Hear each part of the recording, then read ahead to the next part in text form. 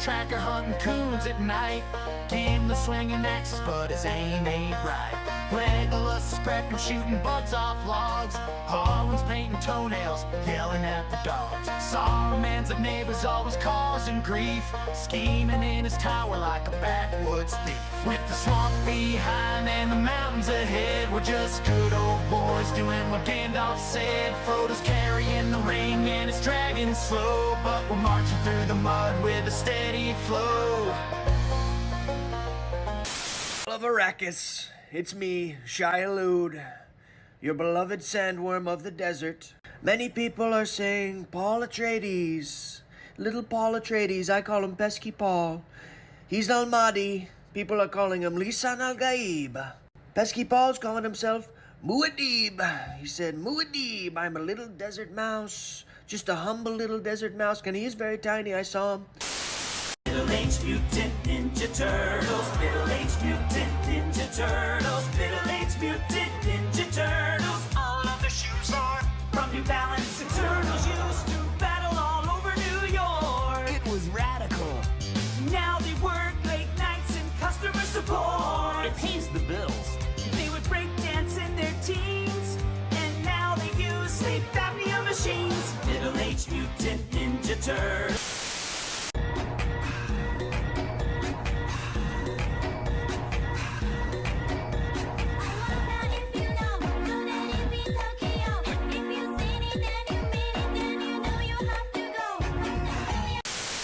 Hi Colonel, this is Snake. I've made it to the insertion point. I stayed pretty warm due to that anti-freezing peptide that you gave to me, but I have to admit I was able to smuggle out my smokes in my stomach. You know, it wasn't fantastic, but I gotta have them ciggies. Psychic powers are cheating. I'm gonna plug my controller into port 2. Hind D. More like D Hind. Ho! But seriously, what's a Russian gunship doing here? Big bag, big bag, big...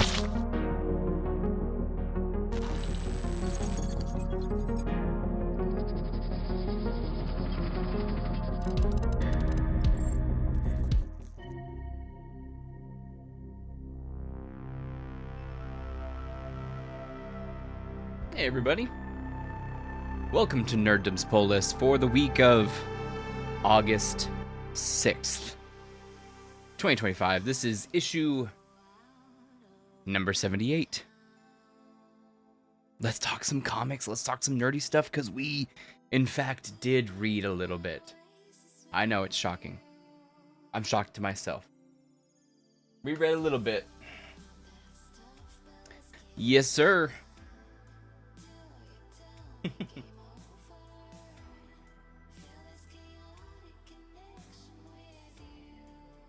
Sure. You go.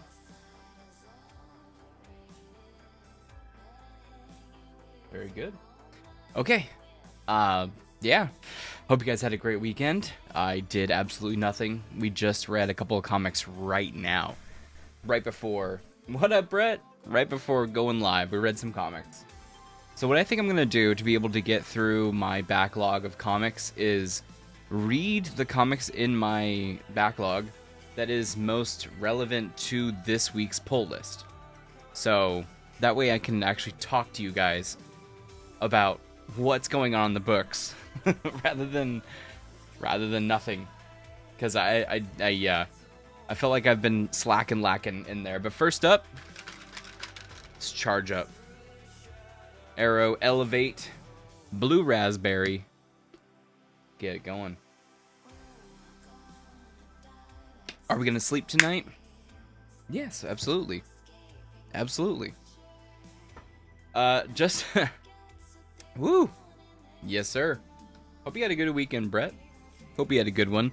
We just came out with a new video last night. It's just I felt conflicted, man. I was in the shower showering, and I'm just like, I don't know if I want to put out that video. I edited it, I recorded it all yesterday. It felt mean. It felt mean. It felt I don't know what to say. Like, I don't know. It just felt mean to them, because that's what they do. That's their business. You know what I mean? It's like they're just doing what they always do. You know, hype the next thing, get paid. That's fine. But I just had a weird, irking feeling from watching that whole Battlefield event, and I just had to talk about it. So, it's a little bit old school. It's been a while since a video like that just came about. I'm like, thought about it all weekend of what would I even say, and then turn the camera on, just say something, man. Just freaking say something. So, yeah, I hope it's not too mean-spirited for everybody. Okay, it was meanish. Okay, yeah. I mean, I was a little mad, you know? Like, don't get me wrong, there was a time when I watched Tim, Doc. I never watched Ninja.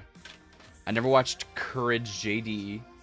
I never watched anybody else. Wait, Nick Merckx? No, never really. I watched Z-Laner a little bit. That's about it. But having them transition over to Battlefield, and it's just like, keep them out of my Battlefield, kind of. Like, they're going to be trying to make content, drum up content, really. They don't really care about... Choked on my drink. They don't really care about you or me. You know what I mean? They don't care about our experience with the game. I don't know. Maybe they do. Maybe they do. Maybe it's mean-spirited again to say they don't. Maybe not. We have a lot to talk about, though. But yeah, hopefully you guys enjoyed that video. You could have been more critical. I think in trying to be apolitical and fair and balanced, you gave away more grace than you deserved. See, at some points while filming, though, I just was like, man, this is their livelihoods, you know what I mean? This is the way that they make income. It's not like me doing this for fun hobby hangout time, you know what I mean? Should have read them for filth. Yeah, I mean, like, you know, I enjoy Chipotle as much as the next guy. But if I'm going to Evo, sponsored by Chipotle, I don't know. I mean, I'm Arrow Elevate, baby. That's it. But at least it's something that I like. No one is owed an audience. That's true. I'm not owed an audience. Just because I go live, just because I make videos, doesn't mean I'm owed an audience. That's true. I don't think so. You know, hopefully everybody enjoys hanging out. Yeah, they ought to be entertaining, which that's what I was thinking. It's like they're entertaining, I guess. That's their whole shtick versus educational, you know, that kind of thing. And that's why Tim, to me, makes sense. Like, he's entertaining. He brings laughs. He's a jokester. I don't know. It was just weird. Again, I don't know. Maybe it's me. I'm mean-spirited. I don't know. COD, but the COD streamers that are just hardcore COD, Warzone, that kind of thing, it seems too much. They're not entertaining when they take sponsor spots to play the game poorly. I mean, they got flown out, man. They got flown out. They got a burger. They're leveraging their audience for a check. I mean, again, we're sponsored by Arrow. Just being real. But it's up to you guys if you want to try it or not. And if you want to try it, you can use my code. You know what I mean? You're too nice. I don't know. Like I said, if I'm promoting a product too, I want to use that product. I want to use it. And if I got invited to the Battlefield event, like I said, I would want to be critical that way. Because I really do love Battlefield. And that's why I tried to talk about my pedigree in the Battlefield realm. And like how much I've played it and enjoyed it and loved it. and how much I would. I mean, I could have been in Battlefield Labs if I wanted to, but yeah, I don't know how to be real in those moments, talking to Vince Sempella. You know what I mean? I don't know. Speaking of sponsored, I was featured by Aero Nutrition on a new ad. We did a little work for them on the side. Let's check it out. I'm proud of it, man. I like the drink. I enjoy the product. Look at this. Look at this. You ready? I don't know if you've seen this yet. They just posted it today. They just posted it today.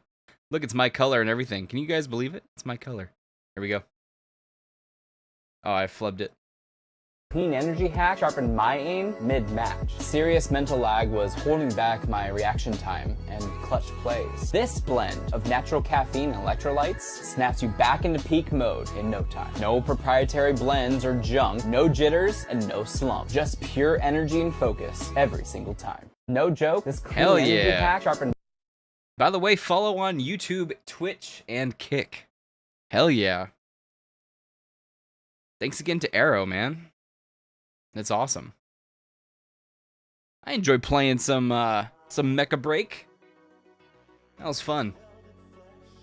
That was actually a lot of fun to make. So thanks to them.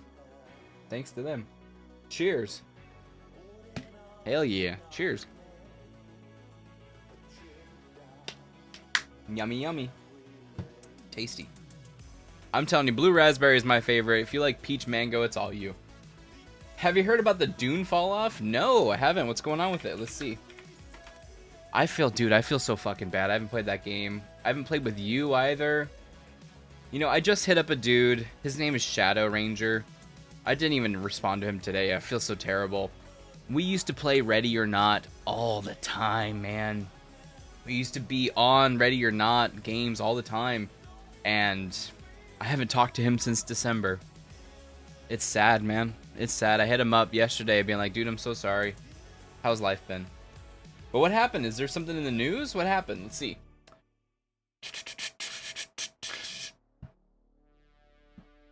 All I see is, let me see, fall off. Why has it got bad ratings? PvP players, 60% loss? What? Dude, what?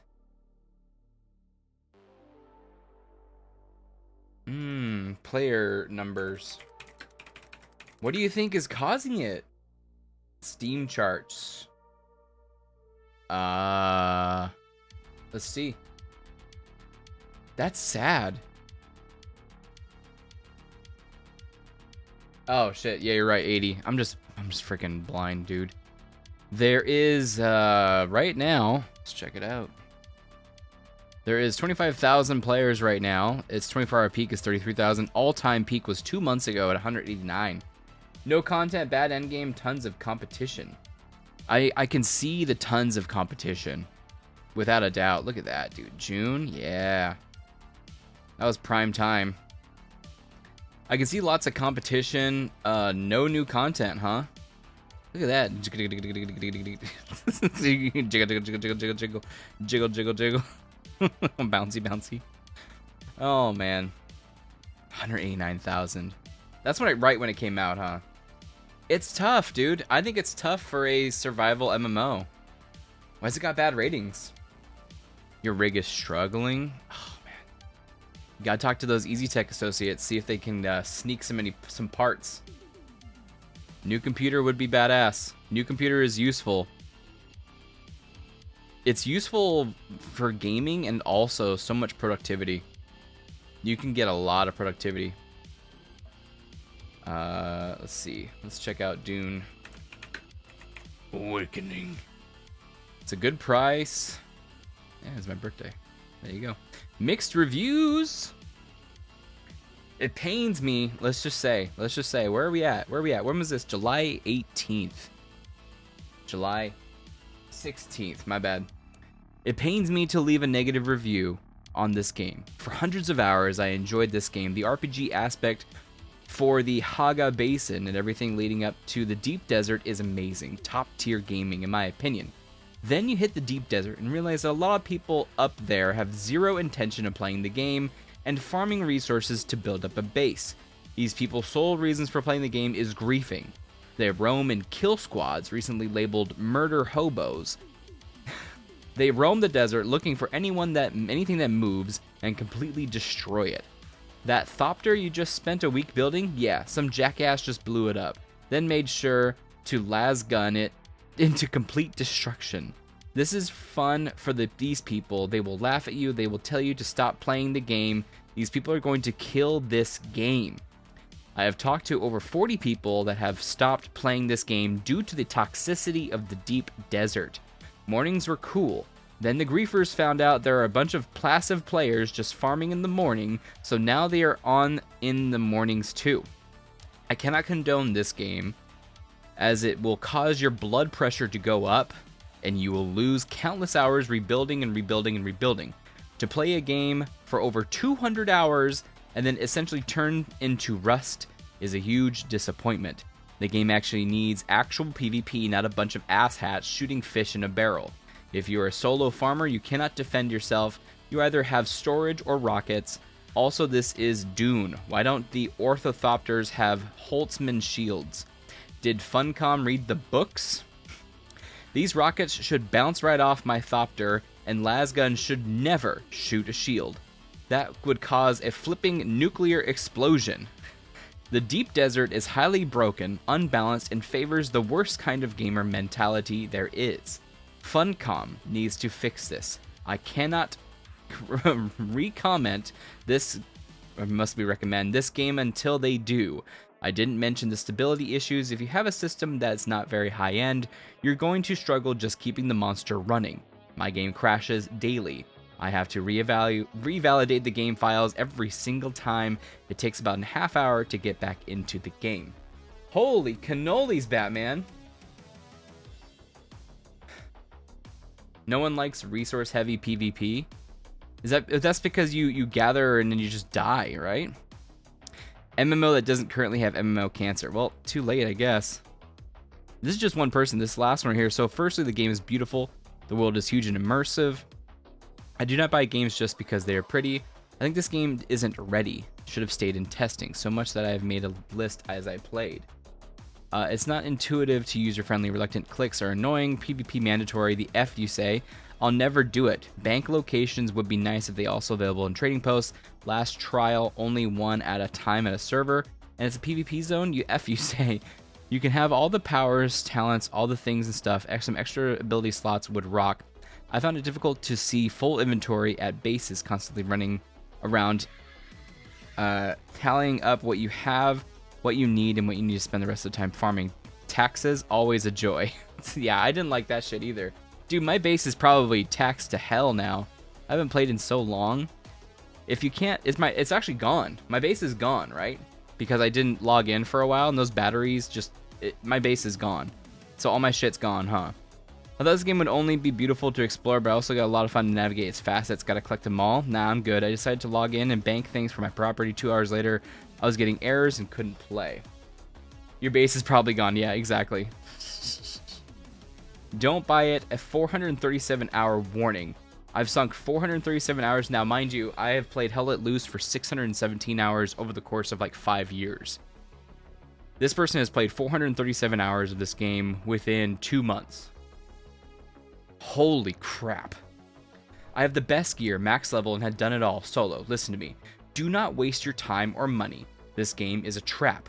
It starts brilliantly. The first 100 to 150 hours are amazing. It feels like a real survival adventure, where every decision matters. It's a challenge. It's rewarding. This is part of the game they show in trailers. This is the bait. This game ends the second you get a Thopter, the flying machine. Suddenly the entire world becomes small and meaningless. The adventure is over and the grind begins. The endgame is a joke. And this was made, by the way, July 17th. So this person has had almost an entire month after this review to play more. You have millions of salaries. You can't even spend. You have everything. There's absolutely no reason to log in. The game offers zero long-term purpose. an ecosystem poisoned by cheaters.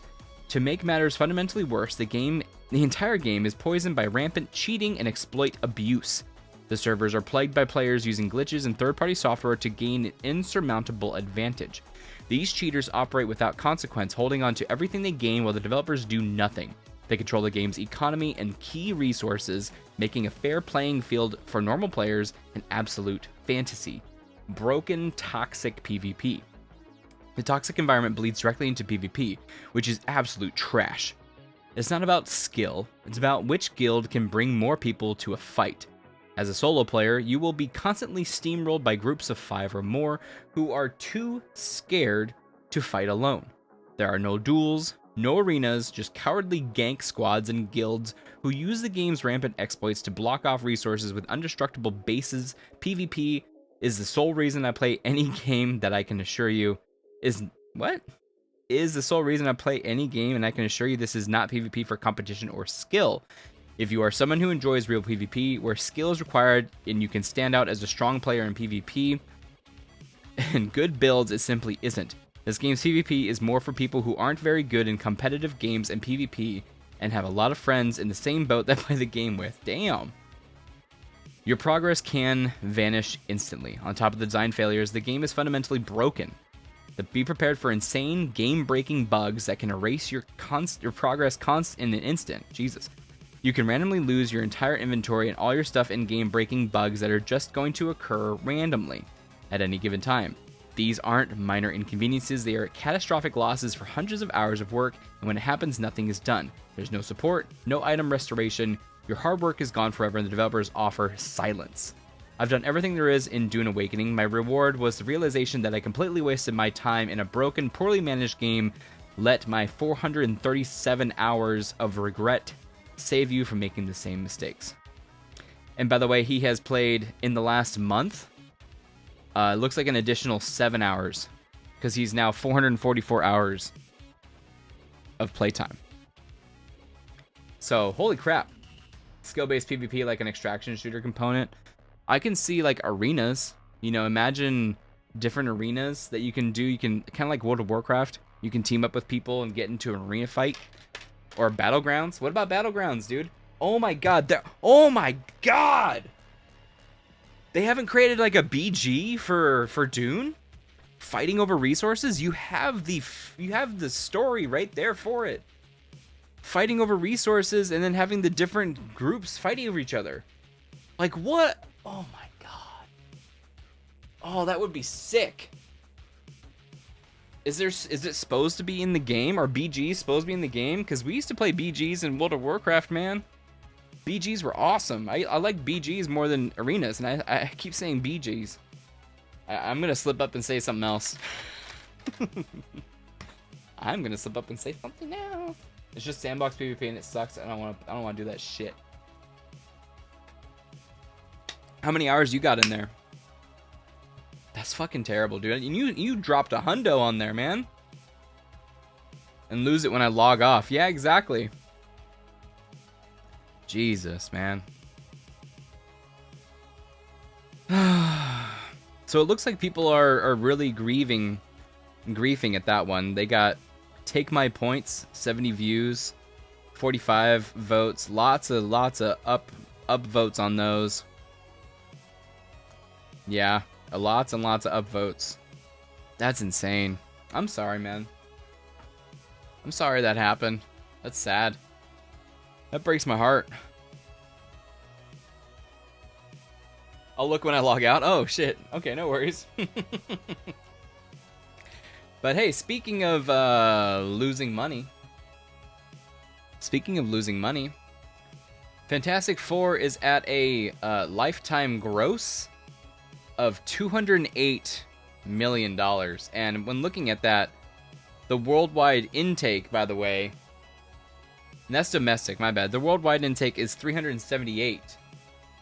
Thank you. Thank you. I appreciate that greatly. Thank you. I appreciate it. There it goes.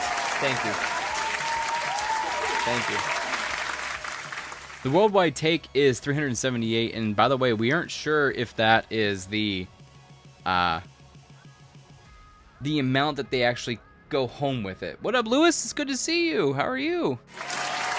The man, the myth, the legend. The legend. How are you, dude? What are we talking about here? We're talking about Fantastic Four's box office totals. And the rumor has it, baby. The rumor has it, baby. They spent possibly the same amount of money on marketing than they did making the movie. Now, rumor has it.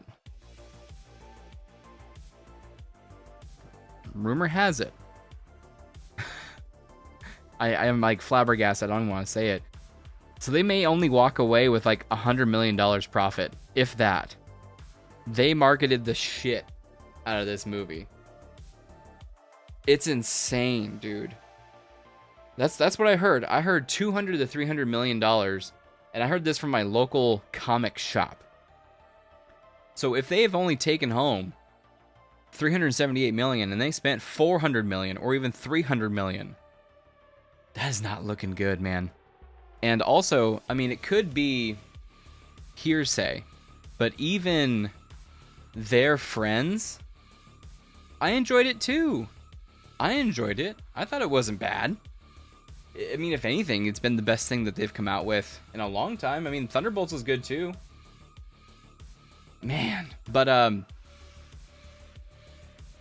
what I heard was even everybody at the comic shop, everyone who was working there, they were like, our friends are not normies. Our friends are nerds. They used to be MCU heads, and they don't want us to go to the movies.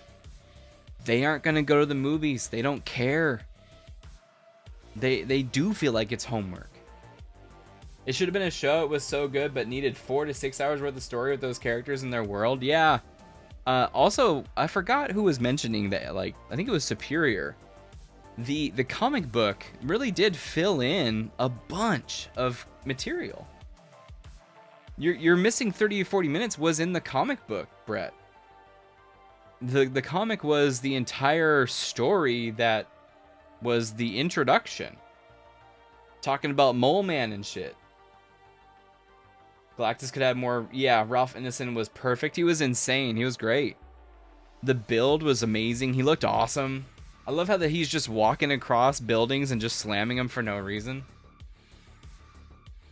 I did love the super science. Yeah, dude, that's one part I liked about it too, is that it was a science fiction story. It was just a science fiction story, and I think what we are now seeing too is they kind of blended all of these superhero movies into the genre of a superhero movie. And what a superhero movie was the Joss Whedon quips, the Avengers stuff, level threats, those kinds of things, versus a comic book movie. A superhero movie used to be a different genre. So you used to have the tech sci-fi with Iron Man. You had the spy soldier or a war movie with Captain America. The spy with what would have been a Black Widow movie. The fantasy science fiction realm with Thor. They used to have different genres that would be like, oh, did you want to see this movie? It's different tone, different everything than the last movie. And what's happened was all of these movies kind of blended together. They blended together to be the genre of a superhero movie. They are no longer a spy movie. They're no longer a science fiction movie. They're no longer a fantasy magical movie. Even with Doctor Strange, it's not like a magic movie anymore. They're all just a comic book movie. And what you're seeing now split again, Thunderbolts was more of a spy group movie, but it still had the kind of old guard still jokes in there. I felt like it was heartful. I felt like it was full of heart. I think it was a spy drama, but the mystery and all that stuff was sucky. I admit, I didn't like Valentina at all. I didn't like her character. I didn't like her group. They were not threatening to me at all. I didn't like any of that. But then this movie, Fantastic Four, really was a return to form of this is a science fiction family movie. meaning it is a family who does science fiction, and they're not dumb people. They, like in my review, I talk about how they show you each of their specialties and why they were chosen for this mission. They're not stupid people. They're all scientists, astronomers, whatever, astronauts, that kind of thing. And so this is a science fiction, galactic science fiction movie, which is good. Science. Pedro Pascal is pretty good as Reed Richards. Yeah, definitely. Dude, I have a little theory. A little theory time. I gotta make a thing that says theory time. So, you know that Galactus's ship is still floating in space for 4 years, right? And then we saw Doom talking to Franklin. Do you think Doom got his hands on Galactus's ship and is retrofitting it? So my theory, Doom is working on that ship. He is in the world 828 already. He's been in 828. He is another scientist or whatever. He's working on Galactus's ship, maybe for the Future Foundation. And then something happens. He learns about the multiverse, learns about all that stuff, and then learns about Franklin through Galactus's whatever. Maybe he was doing a captain's log, Stardate 122234. And then he goes after Franklin, takes Franklin, and then that's when we see the Fantastic Four have to jump universes. They end up in our 199999. 9999. What if Galactus ended up in Earth 616? Maybe. They did mention that they were trying to teleport themselves, right? And they said that they were going to teleport themselves to the same exact spot as close within 2% to a yellow star, to a Goldilocks area, right? So again, we're talking science fiction. The Goldilocks area is the area in which an Earth-like planet can form and survive. So he was going to teleport the moon and the Earth to another solar system across the galaxy or across whatever, into this Goldilocks zone so that they could live. And again, there was a 2% chance of failure, or a 2% chance of not being in that area. So it's possible that he landed in the 19999, but I think they kind of just teleported him across space. And the Silver Surfer as well. But that's my theory, man. That's my theory. Doom is going to figure out about a bunch of stuff. He's going to... Because in Secret Wars, the original Secret Wars, not John Hickman one, Doom actually did want Galactus's ship. So they may be doing Secret Wars from 2015, more so closer, but they may take parts from the other Secret Wars. And in that one, Doom tries to play Galactus so that way he can basically kill the Beyonder, right? I think Galactus ended up in the main continuity in Final Fantasy. God damn it. Fantastic Four show up to address the problem that they created. I can see that too. Why did they change the Earth from 199 to 616? Isn't 616 the Earth from the comics? Yes, it is. That's why I will never call it the 616. I don't care if it's said in Doctor Strange Mom. I don't even remember what it says in Deadpool and Wolverine. I don't know if it says 616. But I will never consider that the real 616. The 616 is the comics. Is the comics universe. And then the Ultimate Universe, and that's when Secret Wars is when the 616 and the... Oh, God, what was the Ultimates universe number? But they merged. And that's when Miles Morales and Peter Parker hang out. I forgot the number. But that's my hypothesis, man. That's my hypothesis on why... I mean, that... Usually, we used to do a lot of homework. And it's been 20 years. Oh my god, my light's dying. It's been 20 years of MCU movies coming up on 20 years. Can you believe that, dude? 20 years? But coming up on 20 years, they're gonna need to reboot. They're going to reboot. At the end of Secret Wars, I think it's going to be a brand new universe, just like Secret Wars 2015 was a blend of Ultimates and 616. You know, Miles Morales with Peter, everyone else in there too. 210 hours? That's not too bad. That's good. That's experience right there.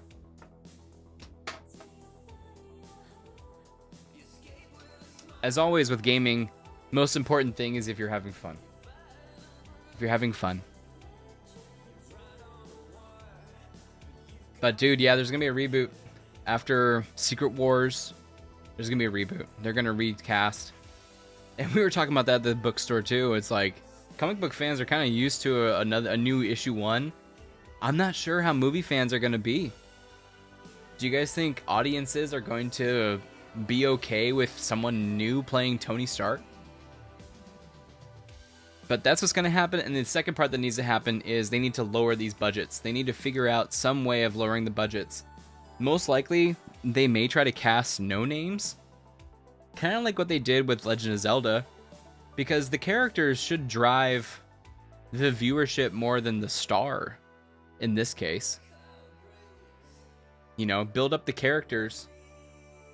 Make some good movies for 70 million. If you made Fantastic Four for 70 million, you would be $300 million in profit. Smaller, more interconnected stories. Yes, for sure.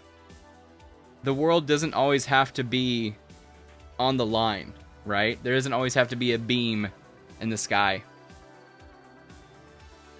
That's true. DC got a new Superman when people wanted Cavill. That's true. That's why I really was stoked at Superman. It was an opportunity. You know what I mean? It was a possible new universe, a brand new start. And by the way, we have a video to watch. Thank you for reminding me, Lewis. Louis.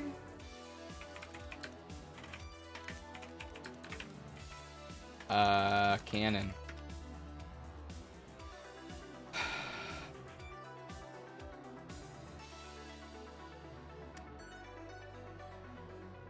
Okay, you guys ready for this? Let's go.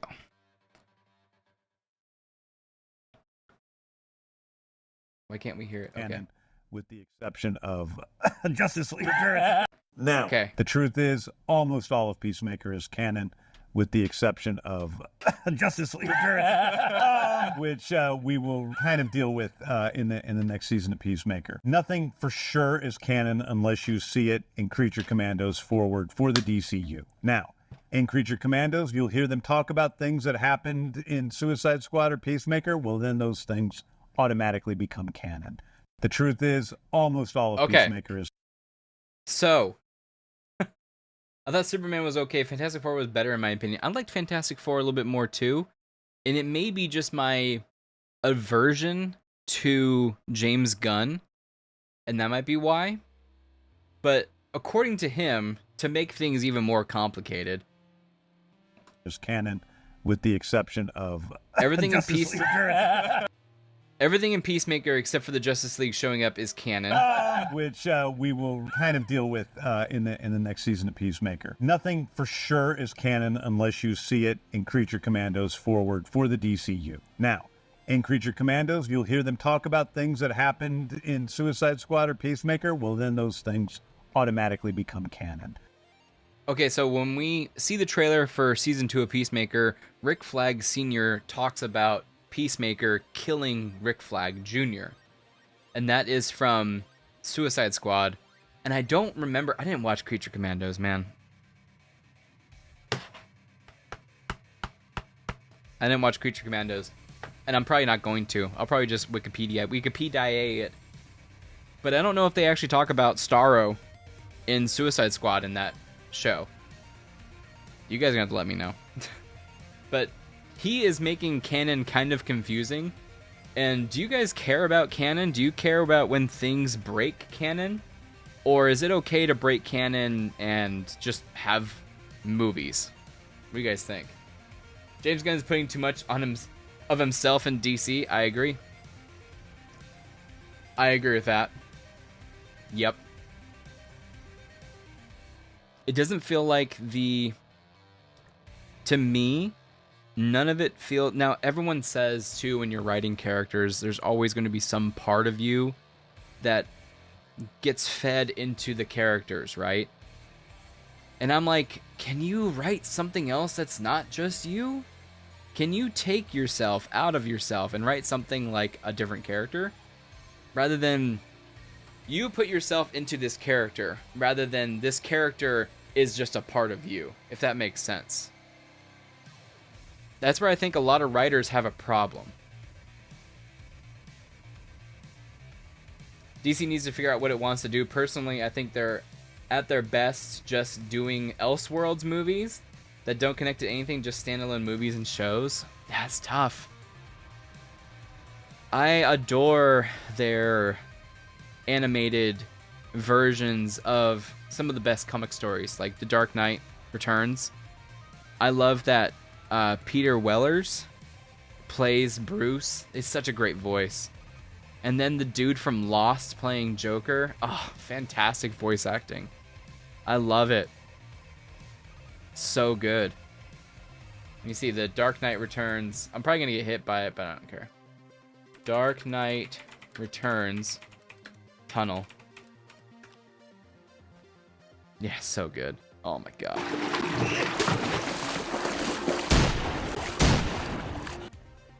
Eight years ago, man. Oh my lord.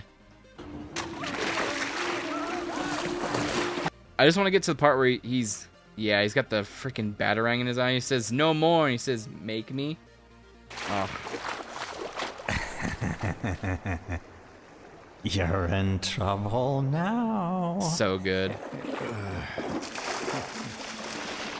Go ahead.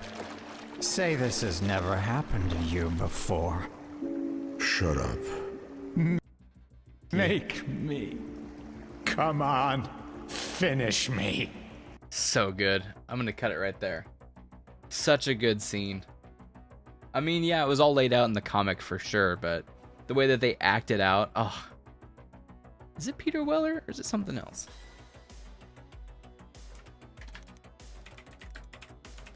Yep, Peter Weller. Dude, called it. It's a RoboCop. He voiced Bruce in that one. Batman, you say? By the way, have you guys seen anything on the new Spider-Man movie? I want to place my bets right now. About Spider-Man Brand New Day. In my opinion, I do believe Spider-Man Brand New Day is going to make more money than Avengers Doomsday. Oh, I think it's going to do it. I think it's going to do it, no problem. But it is so awesome that what they are able to do in this one. Don't mess with the Amazing Spider-Man. Hell yeah. But they're getting some amazing shots from the making of this movie. Look at this scene, bro. That's so awesome. They created a Spider-Man web-slinging rig on a crane, on two cranes? Like, I don't understand what's going on. It's just one crane, he's swinging back and forth? That's freaking awesome. And then the camera's capturing it? That's amazing, man. I am fascinated. Look at that. Yeah, he's just swinging on. What an amazing creation. Pun intended. What a great creation to have in real life shot of Spidey doing that. Now, I think this stunt actor is a little bit taller than Tom Holland. That's awesome. That's freaking awesome, dude. Literally web slinging. That shot right there. Oh, man. It is awesome. But there was one from Boss Logic that I want to bring up. Boss Logic posted this one.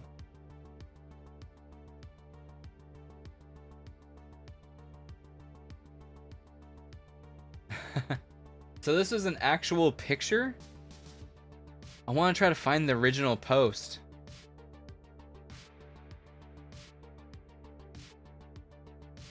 Dude. They're getting some really, really cool shots just from him hanging around. I'll show you in a sec.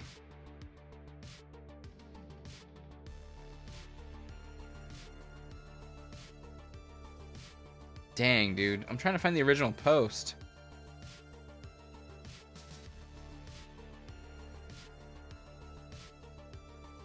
Anyways, this is actually a sort of manipulated version of it. But this is just a picture that someone took of the stunt actor on a car. And they took this picture, and it's such an iconic image. You could use this as a poster. You could, boom, Spider-Man Brand New Day or something. Like, put some, like, layers of smoke or something and have them taking pictures and maybe, like, dim the sky a little bit. That's a poster right there. If they don't use this as the poster, I think this is amazing. But I do have a video that I haven't had in mind for a long time, and I'll clue you guys into it. It is the art of the movie poster is dead. The art of the movie poster is dead. And the reason for that, I'll give you a hint. It's Hollywood. It's actors, it's talents, it is deals that their agents negotiated for them to have their faces on a poster. And that's why you have all of these boring ass posters with a bunch of floating heads around or coming out of another person, because they all negotiated representation on the poster rather than something iconic that will advertise the movie more.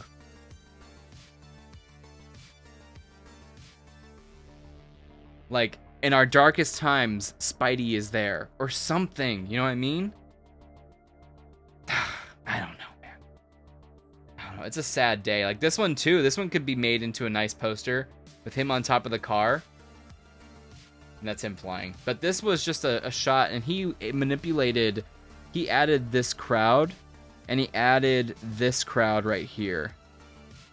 Digitally. But then the picture is just of a stunt actor just hanging out in between scenes, and he's just looking down, but it's just an iconic image. And I thought that was just fascinating, and another great example of, like I said, the art of the movie poster is dead. So let's check out Spider-Man. What was the last one? Movie posters. Let's see.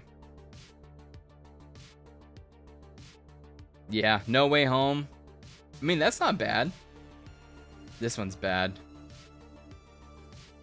Oh, wait. I want to know which one they used. I want to know which one they used. This one's not bad. This one's kind of cool. It shows everybody in there. That's cool. This one, though, it's like boring. That one's kind of cool. It shows all three. Like, at least that they're not doing stuff like this. I hate this. This one's bad. Iconic. Yeah, they did a bunch of these. That's cool. I like that one that he's hanging on the Avengers one. I think that's cool. These actually aren't that bad. I was expecting Ant-Man and the Wasp poster. This kind of thing. This is the usual poster design. And what's funny is I saw someone connect this poster to Fast and Furious poster. And Furious movie posters. Movie posters. There's like the diagonal line somewhere. I forgot which one. But they were able to connect it. It was funny. It's like this motion right here. I don't know, that was funny. Oh man. Yeah, that one's not bad. The Spider-Man one's not bad. But yeah, they're filming in Scotland. It's too expensive to film in New York, man. It's probably too crowded, too. So they just retrofitted Edinburgh or whatever to be... or Glasgow, wherever they are. At least with Marvel Studios, they can make a decent Spider-Man movie. I wouldn't trust Sony alone to make a Spider-Man movie. Honestly, I think Marvel wants Spider-Man to work out really, really well, because I do believe they get 25% I could be wrong, but I do believe they get 25%. So if Sony has a badass Spider-Man movie, Marvel doesn't have to do much work. Now, they may have negotiated or helped negotiate some deal, because the rumor has it that a couple of MCU people are going to show up in there. And if you guys want to talk spoilery, we can. We can.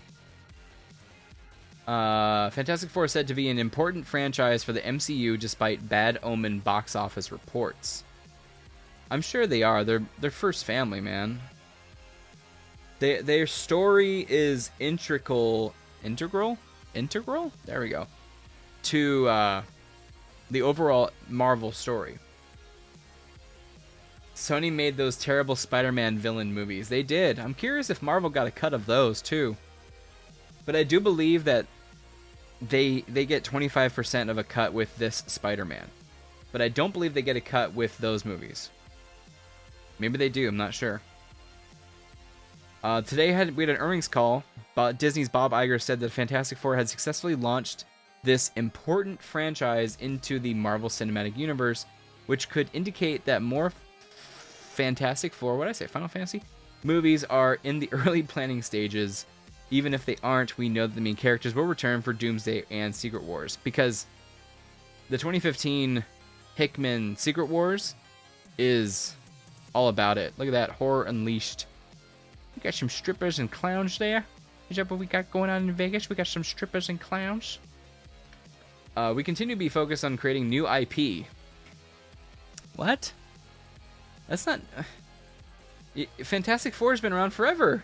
How is that new? Obviously, that's of great value to us long term, but we also know that the popularity for our older IP remains significant. The opportunities to either produce sequels or convert what was previously animation to live action. Jesus Christ. Leave that shit alone, bro. If Snow White taught them anything, do you guys think Snow White failed because of the star, the actress, or did it fail because we were just tired of that shit? Because Lilo and Stitch came out the same year, and that got close to $1 billion. So I think the actress kind of ruined that movie. Oh, and then Moana in 2026. Yeah, it's a great opportunity for the company and supports our franchise. So I wouldn't say that we've got a priority one way or another. Our priority is put out great movies that ultimately resonate with consumers. I think folks are just tired of bad movies. I'll agree with that, 100%. We're developing original property under the 20th Century banner. Dude, Alien Earth? Sorry, we'll talk about Alien Earth after this, but I heard it's great. Under the Searchlight banner. And look, you can argue that Marvel continues to mine its library. Why did you say mine its library of characters? That's a hilarious way to say it. For original property. What? Even though, for instance, there have been Fantastic Four movies before, we kind of consider the one we did an original property in many aspects. Because we're introducing these characters to people who are not familiar with them at all. Okay. Okay. Does this seem like delusion? Is this delusional? This is weird. This feels like... It feels like you're trying to sidestep a cannonball, man. It really does. People were against the Black Little... Is that the name of the movie, Brett? Come on now. The movie is called Little Mermaid. But that movie made money. Yes, it did, right? It made money. So you're saying that because they were against the actress there... Man, what year did that come out? 2023. Jesus Christ. Box office. Yeah, 569. The budget was 240. Fuck. The budget was $440 million more than Fantastic Four. So that just tells you, right? So they made 569. The budget was 240. So they maybe made $100 million off of it. 100 million profit, by the way, profit. Fantastic Four World's Greatest Heroes is a pretty good Fantastic Four show. Which one's that? Is that the cartoon? What's that? 2006? Where was it played on? Cartoon Network? Wow. Never heard of that. That's legit. Snow White was just whack and unrecognizable. Like they changed the dwarves and the conflict, Snow White's whole mythos. Oh yeah, didn't she say like they were advertising it like she's not going to be saved by the prince? She's not going to be saved by the prince at all. Chuds hated Brie Larson too and Captain Marvel, and the Marvels made money. Well, the Marvels didn't, right? Captain Marvel did. Yeah, the Marvels didn't make money. Sorry. So the Marvels made 280 million. I mean, it made 60 million. Made 60 million, I guess. No, it didn't. I'm sorry. If you then talk about the marketing, so the budget was 220. If you talk about marketing, let's just call it 100. Then it lost money because it only made 284 box office. Yeah, the Marvels was bad. I'm sorry. That was sad too. What's her name? The director? She got out of there real quick. She's like, "Hey man, they just hired me. Let me go make this indie movie that I'm really, really passionate about. But they just hired me to do this real quick. I'm done. I'm out. I'm gonna go make my Fox Searchlight movie over here." And honestly, more power to her. I don't think most people are plugged into internet discourse. I think most people have family and friends. Yeah, it's true. Gal Gadot said that first. Yeah, no, she did. That's why I was making fun of her voice. It looked like Zegler was agreeing with her. Yeah. She's not going to be saved by the prince. Well, that means they rewrote the entire story, right? Because didn't she get saved by the prince? Maybe they reshot the whole thing. Yeah, Nia DaCosta. Yeah, she went on to do... I felt bad for her. Because she kind of just got hired on to do the job, man. Hell yeah, she's American. And she did like some, you know, passion projects before. She did Candyman. I didn't watch Candyman, the new one. Born in Brooklyn. There you go. Oh, dude, she's 2 months younger than me. Damn. Guess the news I saw the Captain Marvel franchise was profitable. Yeah, you're right. No, 100% the Captain Marvel franchise was profitable. There you go. Oh my god, that first movie, oh my god, it was the perfect sandwich of content. You couldn't ask for a better setup. Like, in baseball, you couldn't ask for the better height of a tee for the tee ball. You couldn't ask for a better tee up. Like, oh, what was it in between? It was in between Infinity War and Endgame, right? But I guess, was Ant-Man and Wasp in between the two as well, and it didn't do as well. So I think we thought, no. Yeah, maybe. I guess the news I saw, Captain Marvel franchise was profitable. You're right. Still bad reporting. So what they will do... also, it seemed like the Marvels was hiring directors who worked on indie projects and have no experience making high-budget CGI-focused Marvel films. Oh, man, I agree. I think that Nia DaCosta would be great at a $70 million grounded, dramatic Marvel movie. And, I mean, the CG and stuff was fine. Just the entire story was garbage and terrible. But I don't... Did she write it too? Did she write it too? I don't remember. She did write some of it. Damn, that sucks. Man, that sucks. So she wrote it too. She is co-credited with Megan McDonnell and Alyssa Karasik. I mean, there's parts of the Marvels that I liked. Them saving the Skrulls, I liked that. I liked Miss Marvel and her lightness, per se.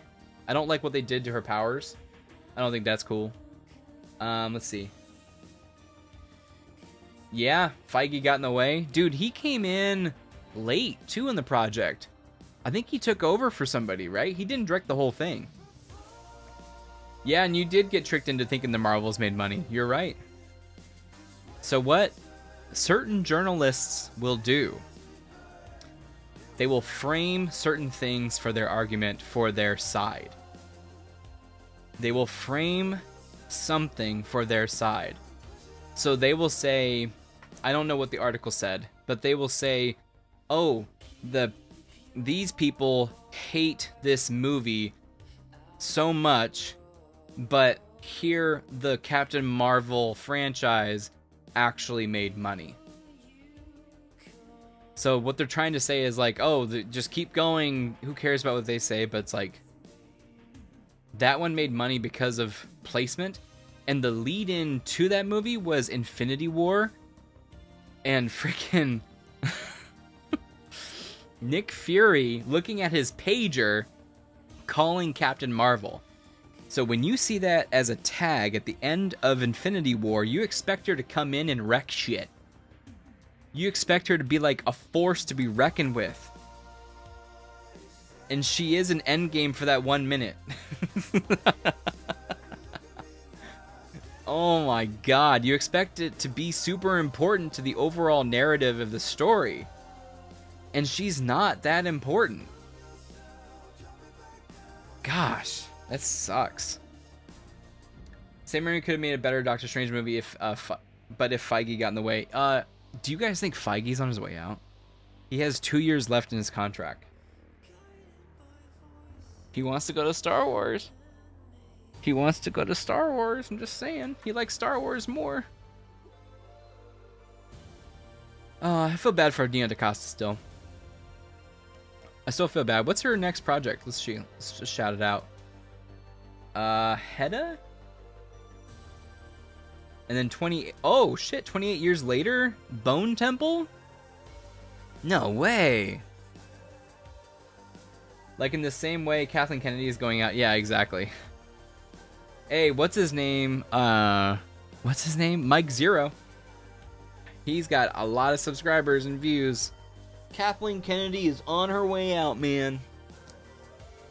So Nia DaCosta has 2 projects coming up. One is this year with Tessa Thompson. She's not my favorite. Hedda is an upcoming American drama film written and directed by Nia DaCosta, based on the play Hedda Gabler by Henrik Ibsen.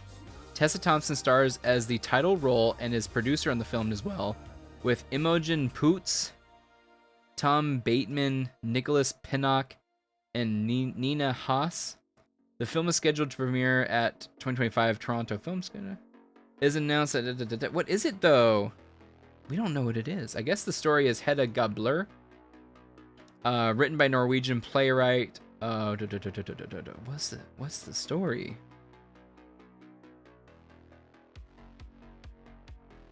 Academic rival. See, this is like a dramatic piece. This is like a drama. But then she goes into... She's supposedly directing 28 years later, The Bone Temple. Directed by Nia DaCosta and written by Alex Garland, it was shot back-to-back with its predecessor 28 years later, and will serve as the 4th installment of the overall 28 Days Later film series. It stars Alfie Williams, Aaron Taylor Johnson. So what? That's crazy. The Bone Temple is getting released next year.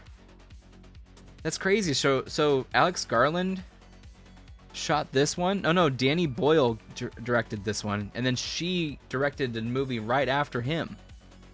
So Nia DaCosta directed another movie. Again, a horror movie because she's more into drama. And the Marvels didn't have it. Just didn't have it.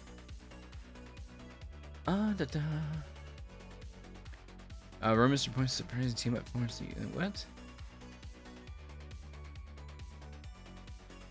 I don't even know what this says, man.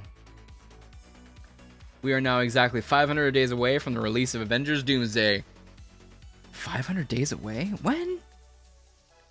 What? When is it coming out?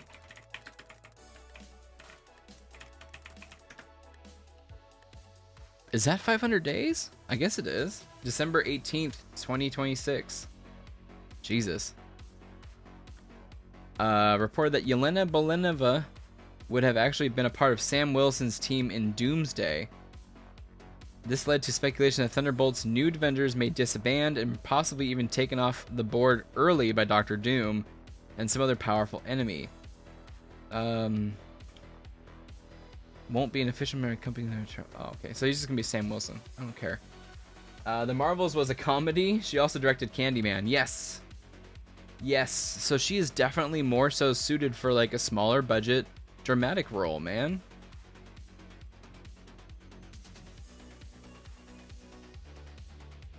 They really are a Suicide Squad. Yeah. Can you imagine they get decimated by oh great, we got video. Can you imagine them getting decimated by Doom? Because they are not ready for him.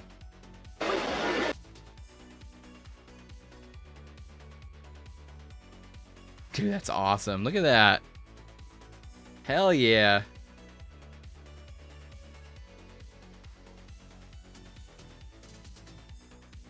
That's sick, man. This looks like it's better. Here we go.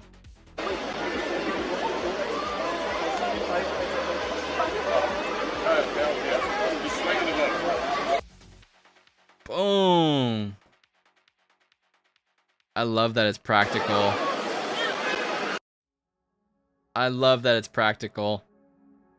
That's so good. Can you imagine just seeing this dude? That'd be crazy. Look at everyone watching.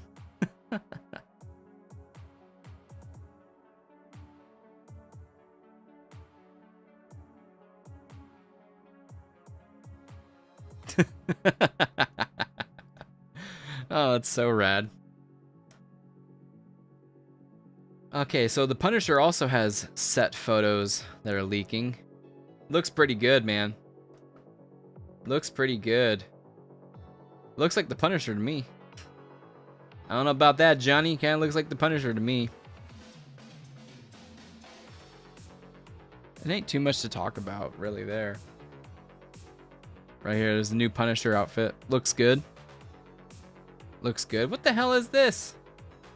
Oh, God. I wonder I don't go to these damn websites anymore, man. Sucks.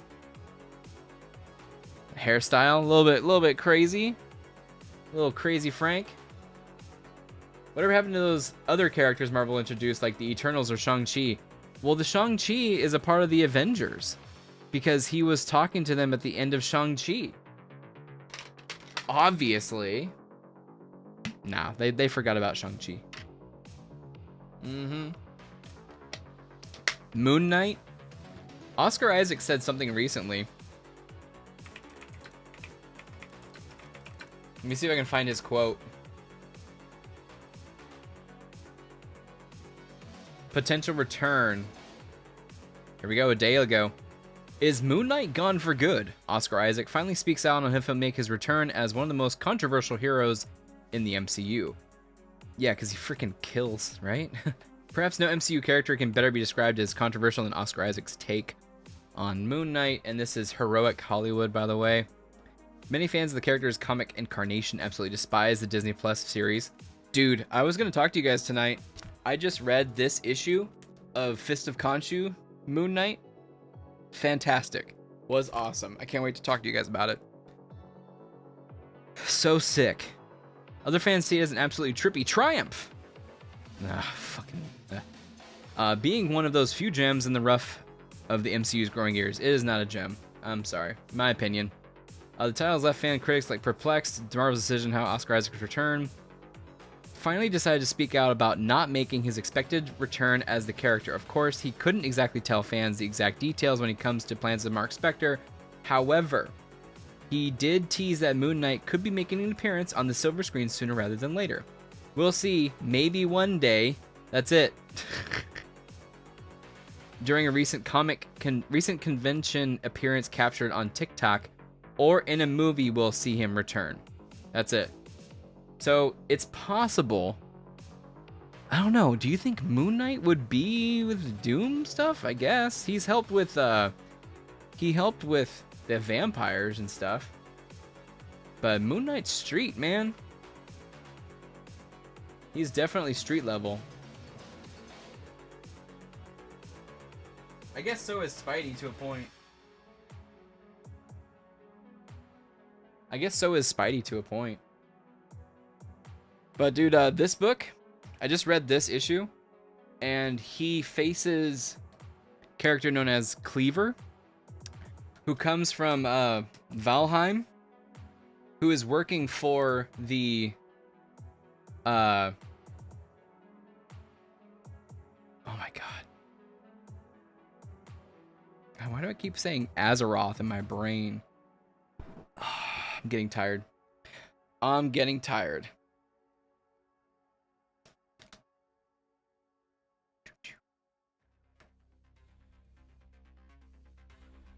That's this one. It was this one. Are they going to introduce Cloak and Dagger? That'd be cool. Did you ever watch that TV show? Was it on ABC Family?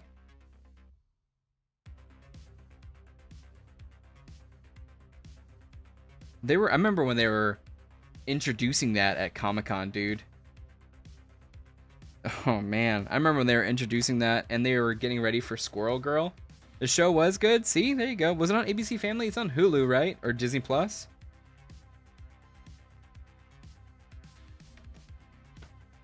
It isn't MCU, no. It was on Hulu, or they have... No, they're not a part of MCU. No. Excuse me. No, that's what was the tricky area of, like... It was super artsy. I love that. I think the characters got really popular with Marvel Rivals for sure.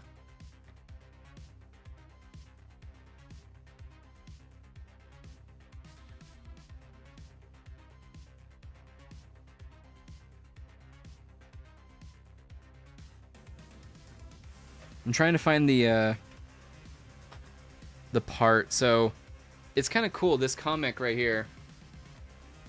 So Moon Knight is captured and he's talking to an unknown voice, and basically it says like moments, it says now the Horde, and it says here moments before death, and here's moment of death.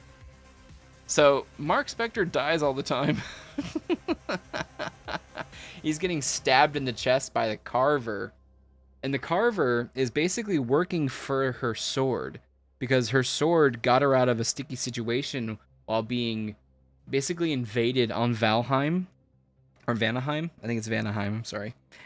So she's a Vanaheimian, but she must kill people to satisfy the hunger of the sword. Kind of like that one character in DC who has a sword who captures their souls. This one captures souls as well, but the being that is the sword is actually this badass dragon. And he is the sword is him. And the funny part is Mark is able to break out of the chains because he doesn't own his own soul. And it's kind of a crazy part right here, but he's like, you are not the one that can take my soul because I don't own it.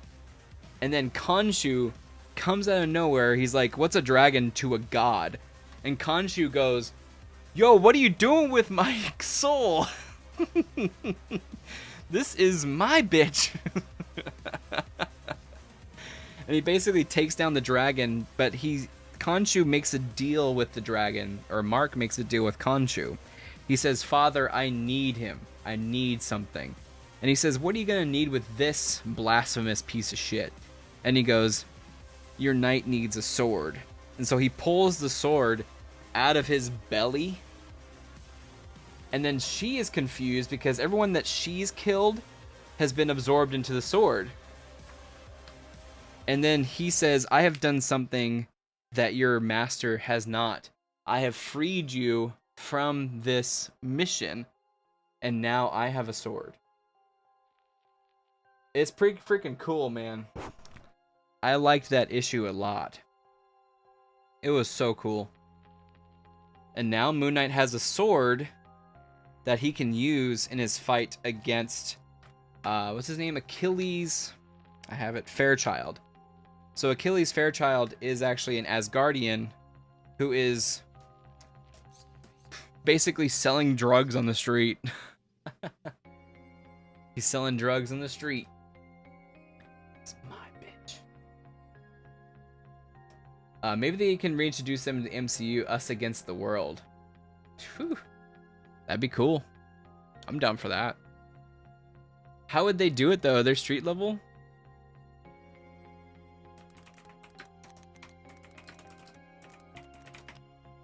Are they the same vein of Moon Knight, you think? That's interesting. Honestly, I don't know too much about him.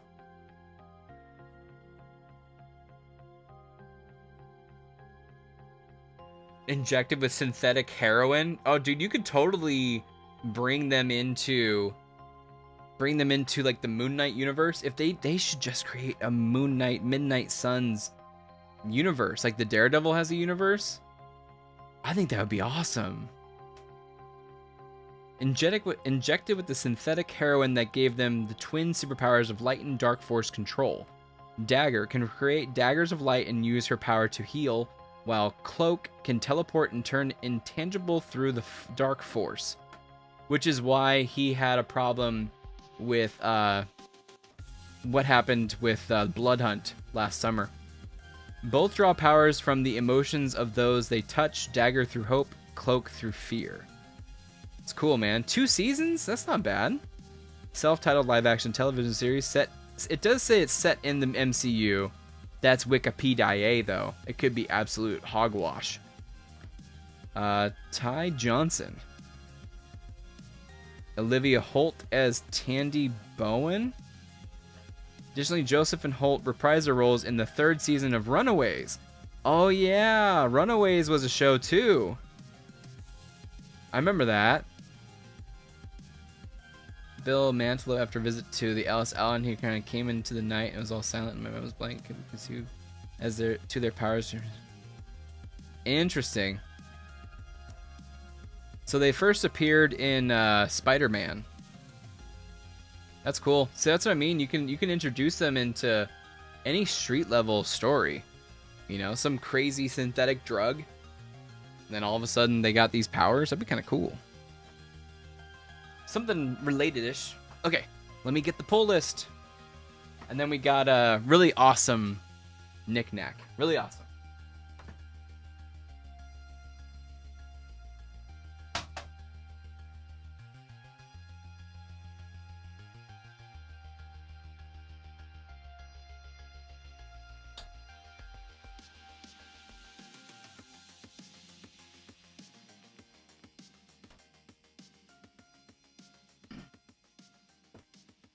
Another one of those big weeks, you guys.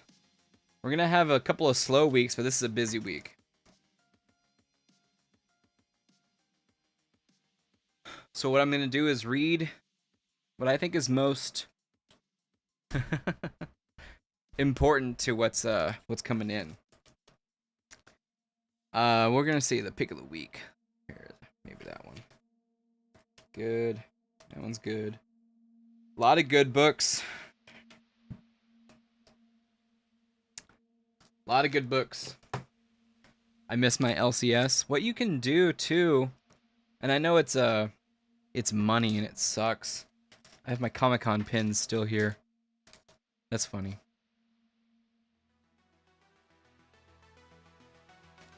You can also order them online and have them shipped, if you ever want to. If you ever want to. I know. I'm sorry. Let's see. I have read these. Read that and read that. Okay, cool. Very cool. Okay. We have our pick of the week. We're all ready. Ready? Okay, first book. There are, I believe, 11. Jesus Christ. First is Volume 2, Issue 1 of Cruel Universe from An Entertaining Comic. And this is kind of their science fiction horror anthology book. So you got Epitaphs from the Abyss, which is just like straight horror, slasher, some other supernatural stuff. You have Cruel Kingdom, which is fantasy themed. So this is science fiction horror. So if you're interested in something a little bit different than capes, I suggest this for sure. Bizarre Tales of Time and Space. So these always reminded me of like some, well, they're gory for the most part, versions of like Boys Life scary comics that they used to write. You know, tales of don't be like this type of thing. That's kind of what it reminds me of. It's kind of what it reminds me of. I'm excited for that. What I like about those two is that you can just read them whenever. You don't need to read them absolutely quickly. I can't believe I couldn't think of the name Asgardian earlier. I kept thinking of Azeroth. Thinking of World of Warcraft. Next, it's a kind of a boring... this is a boring cover, but the Dick Tracy story still continues to hold my attention greatly. I love the noir, detective, gangster story, and Flat Top is just a straight up psychopath murderer. So I love all the stuff inside here. It's a great book. I enjoy it greatly. Again, if you want something a little bit different than just your capes, why not a caper?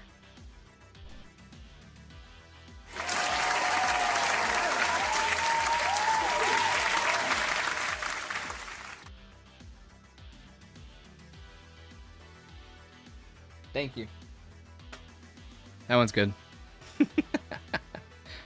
And we did drop one book this week, by the way. We did not grab Absolute Superman because I'm not excited to read it. But this one in the DC line is Absolute Green Lantern issue number 5. We see Sojourner fighting Hal Jordan in this universe because I haven't really read all of it. I've only read issue number 1, but I did hear that this is better than Superman right now. I don't think a lot of people are liking the Superman story, in my opinion, but we will see how this one does. I did not get to read issues 3-4 as of yet, so I apologize greatly on that one, but I will work to read those before next time. So, yeah. Sorry. Same with this one. Damn it. I was supposed to read before the show, but life. This is issue 2 of Ghost Machine's Sisterhood, which is a Hyde Street story. So this is cool because this gives you a side story on Hyde Street. Now, Hyde Street is the horror, dark, kind of comedic portion of Ghost Machine. It's a different time, different story, timeline, whatever. And this Sisterhood kind of reminds me of the Devour time story, side story, and other stuff. It's just meant to flesh out the universe of Hyde Street, give you a little bit more information on these characters, and yeah, I can't wait to read this one. Anything from this group is great, and this is Maytal Zoot, Lila Liez, Alex Sinclair, and Rob Lee. So Rob Lee's probably the editor, to be honest. By the way, if you ever need a gig, try to be a comic book editor. Seems like they're all over the place. This is a gross cover. Jesus. Speaking of Moon Knight, we're now just one issue behind for Moon Knight Fist of Khonshu, issue number 11. Again, I enjoyed greatly issue number 9. Oh shit, am I 2 issues behind? Where's issue number 10? Hope I didn't miss it. Jesus. Anyways, hope we didn't miss it, but I'm enjoying it greatly. I love this storyline. I think Moon Knight is a great book. If only, I mean, $3.99, that's okay. But their books are very thin and they're full of ads. So one thing Marvel loves is putting a bunch of advertisements in their book. It sucks. The best I've seen probably is Ghost Machine. They haven't done many ads. But yeah, Moon Knight, Fist of Khonshu, $3.99. It's alright. Wish I had more pages. Wish it had more pages. But that last issue was sick. I loved it. And welcome back, Rick Remender and Bengal, issue number 10 of Napalm Lullaby. It has been a long-ass time since we read Napalm Lullaby. It's been a long, long time. It looks like, dude, this book is not getting good ratings. Oof. This book is getting destroyed in the comments, my guy. Oh my god.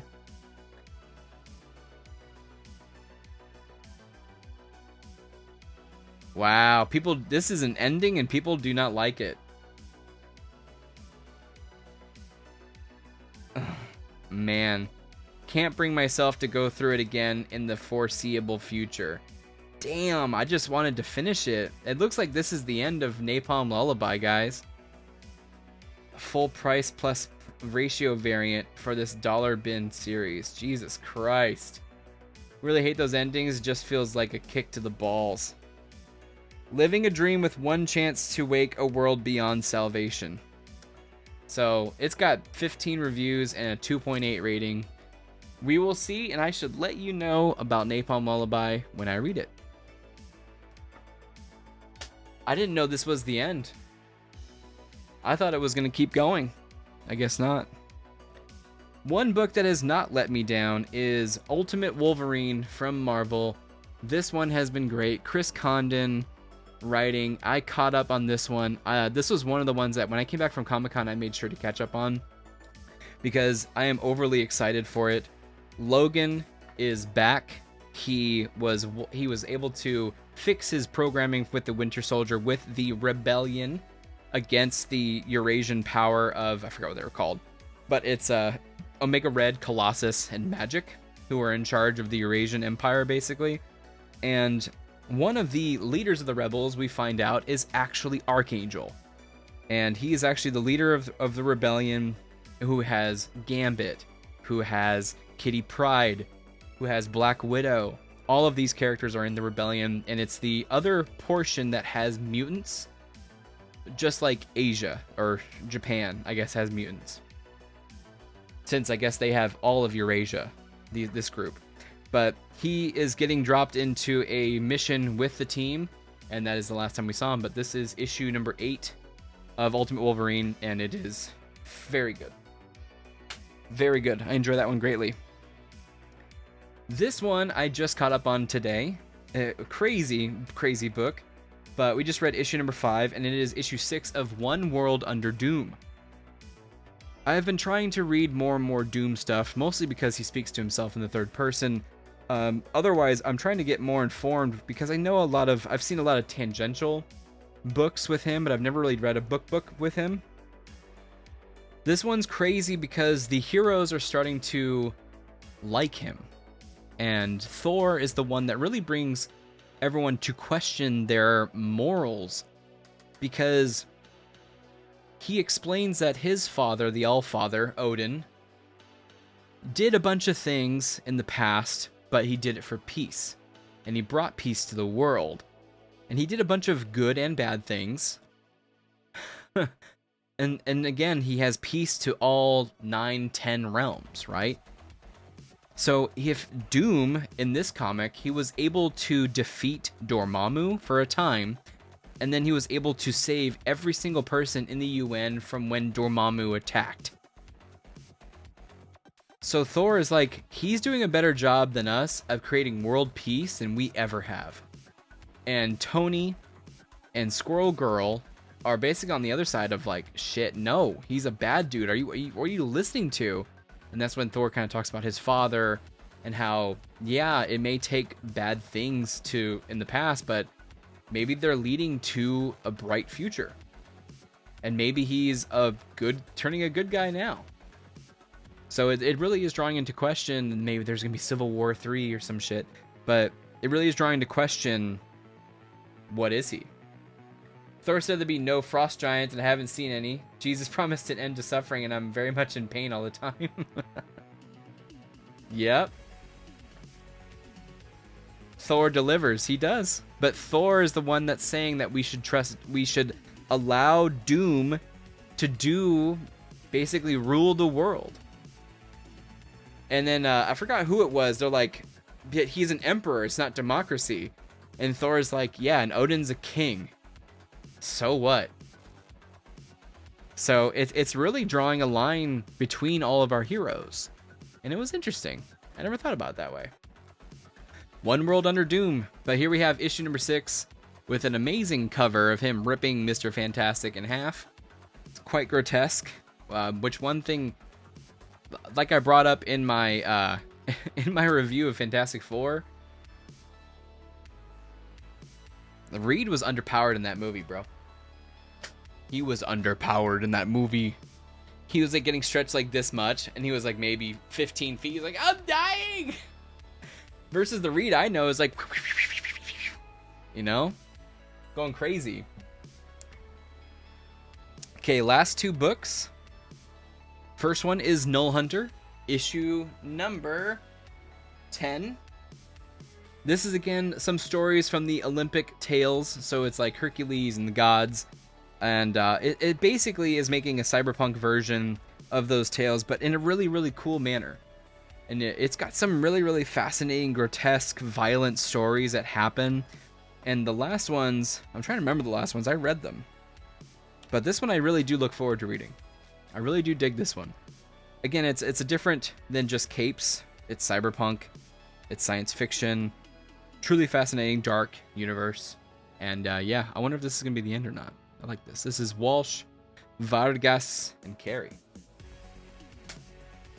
And then finally, this is our pick of the week.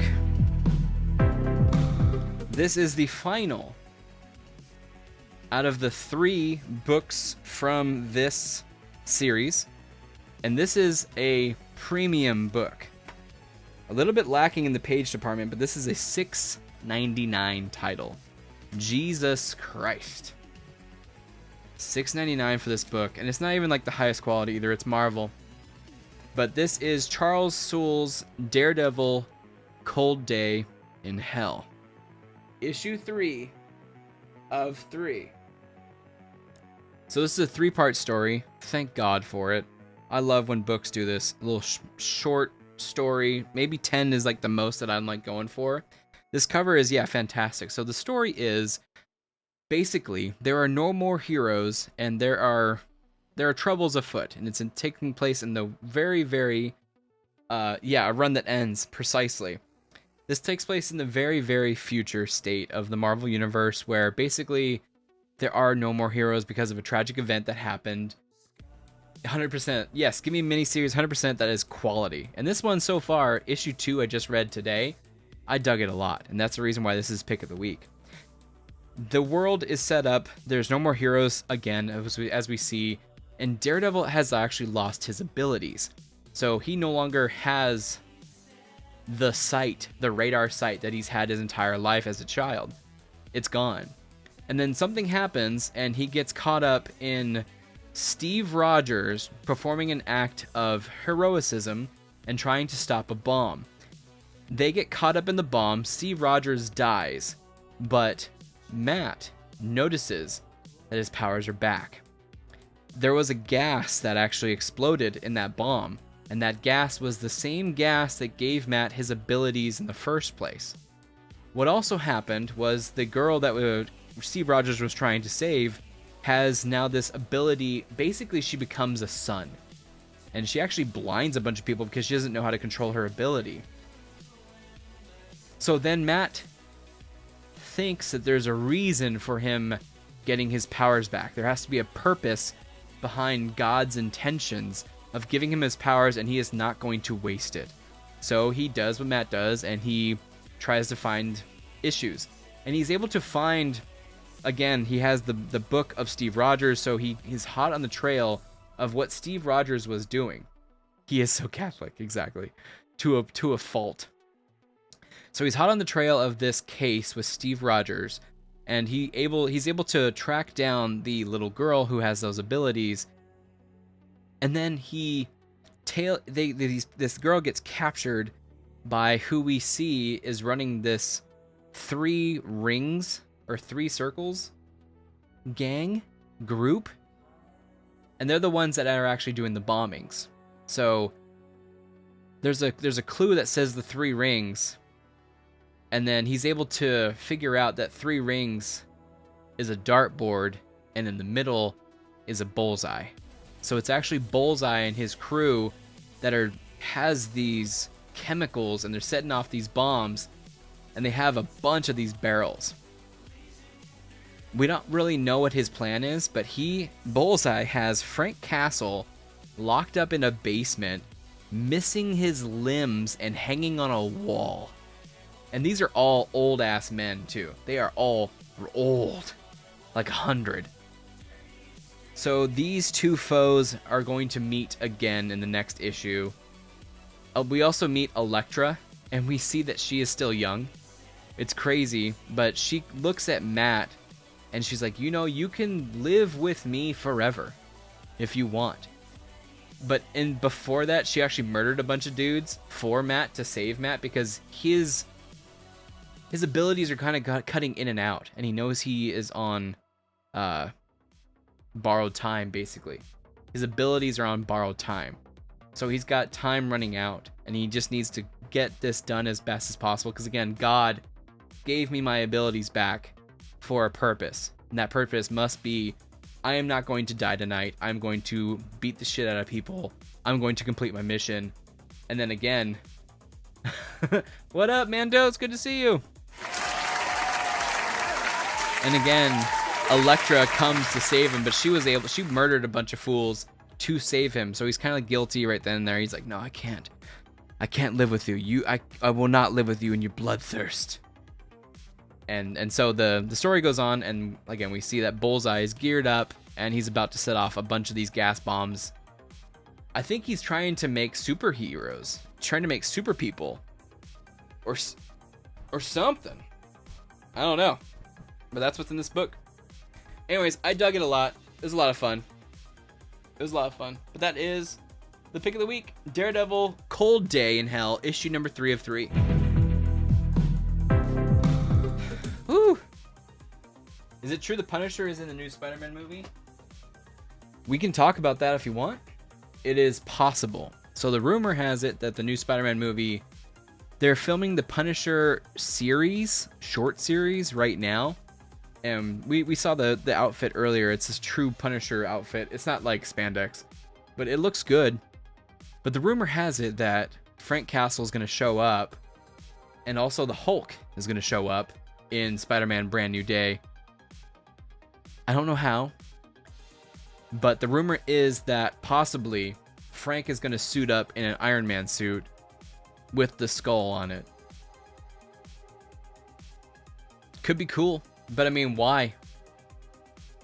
He's basically War Machine at that point. That could be interesting. Here you go. So what if Frank stole an Iron Man suit somehow? This is just me theory crafting. Frank stole an Iron Man suit. Maybe he stole a War Machine suit because, you know, War Machine is kind of out of the picture since he's a Skrull. So what if he steals a suit, retrofits it for himself after this Punisher TV series? Maybe that's when he finds the suit. I don't know. But then the Hulk runs wild, or is like fierce Hulk again, like Savage Hulk. He's running wild.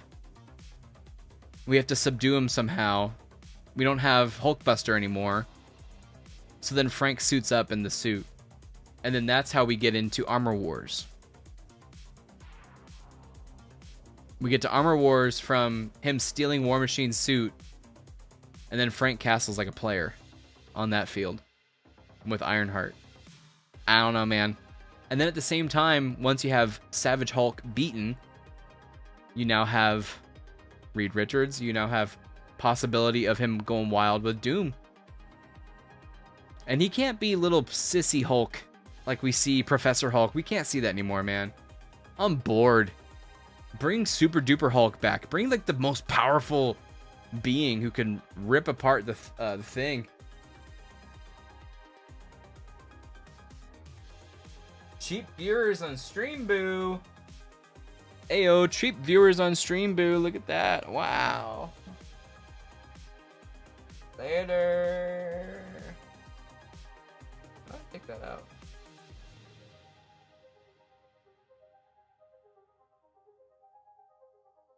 I love it. Dude, the Incredible Hulk, the movie? I like that movie. I dig that movie a lot.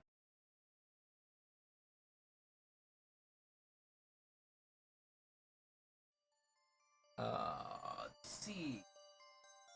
Warn. Timeout. Later. I'm good.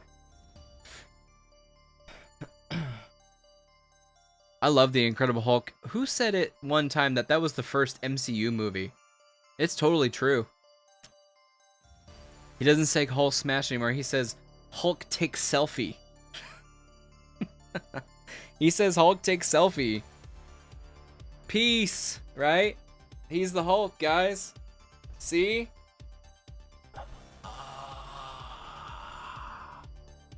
And I know the reason why we haven't gotten Hulk probably in a while is because it's owned by Universal. Or at least that's why we don't have a singular Hulk movie. They ruined Abomination. Dude, I don't even remember Abomination. Did you watch She-Hulk? I still have not watched that show. I was supposed to do a review and I've never did one. I'm so sorry.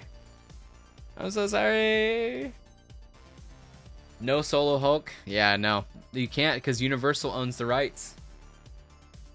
Universal owns the rights.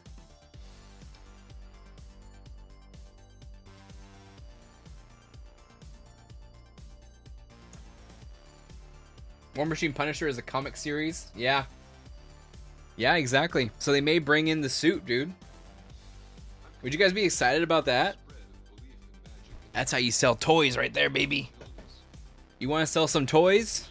Make some cool-ass characters again. Ang Lee's Hulk? Oh, man. I watched that in theaters. I do not remember it. That would be a great retrospective. Let me see. Watch. Let me see where I can find that. Is that just called Hulk? Movie.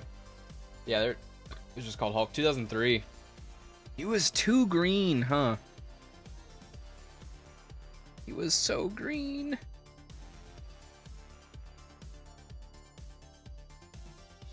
Freaking ahead of the time. Is there some people saying this was a 5-star? No. No. Is there a retrospective now? Yo, I wish I could watch it as a group. I wish we could do a group event. A watch party. Looks like I can rent it for $3.79. That'd be a cool retrospective. He borrowed the suit from S.H.I.E.L.D., then kept it and became a fugitive being hunted by S.H.I.E.L.D. and female Captain Marvel. You mean, what's her name? Miss Marvel. Why am I forgetting her name? I'm forgetting a lot of names tonight. So he stole it from S.H.I.E.L.D., but S.H.I.E.L.D. doesn't exist in the MCU, so we would have to retrofit that. I mean, who has it now? Sword has it. Is it Sword or Saber? Who even knows what these organizations are anymore, man? Carol Danvers, yes, thank you. I don't know why I was thinking of something else. Is it Sword or Saber? What are we doing? What are we doing? Who exists? Is one in the sky and one's not in the sky? Is Sword in the sky? Is the base in the Marvels the Saber? I don't even know. But yeah, the Hulk movie would be a cool retrospective. That'd be fun. You guys ready for the knick-knack? This is gonna be a cool knick-knack.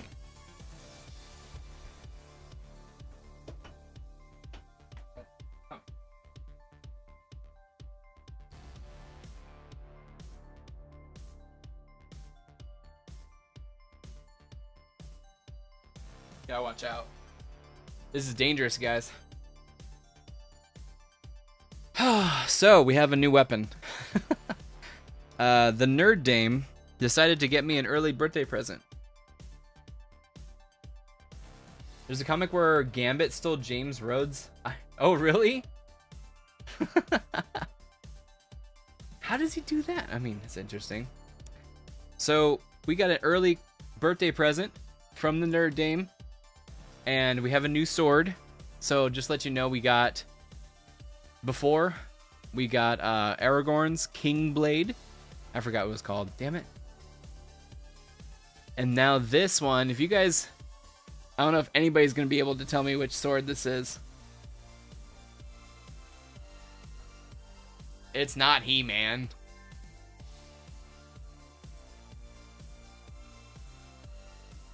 I don't know if anybody's going to get it. But this is definitely a scaled version. Let me see if I can pull it up. I have the power. It's not that. So Aragorn's sword we have over here. Let's see.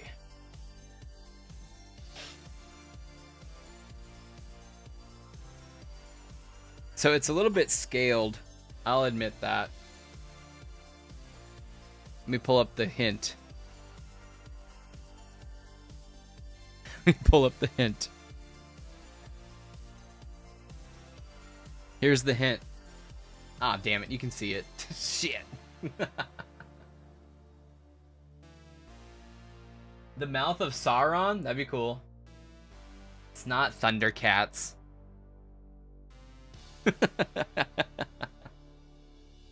Game of Thrones. Yes. But this is... whose sword? Like I said, it's kind of scaled down a little bit, but it's cool. I dig it still. Jon Snow. No, I wish. That'd be the next one. Fudge Knocker? Jesus Christ. No, it's Cock Knocker. from Jay and Silent Bob Strike Back.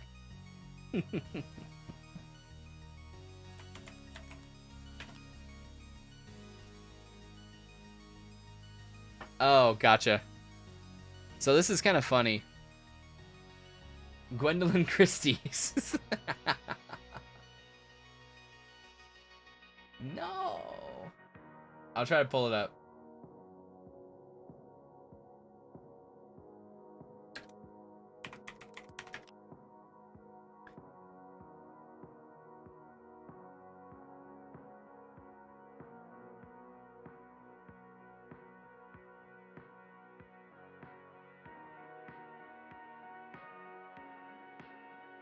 No, no worries. So this is actually... oh, I thought you guys could see the screen. This is actually King Viserys' sword. My favorite character from the first season of House of the Dragon, King Viserys. And this is a scaled version of Blackfyre.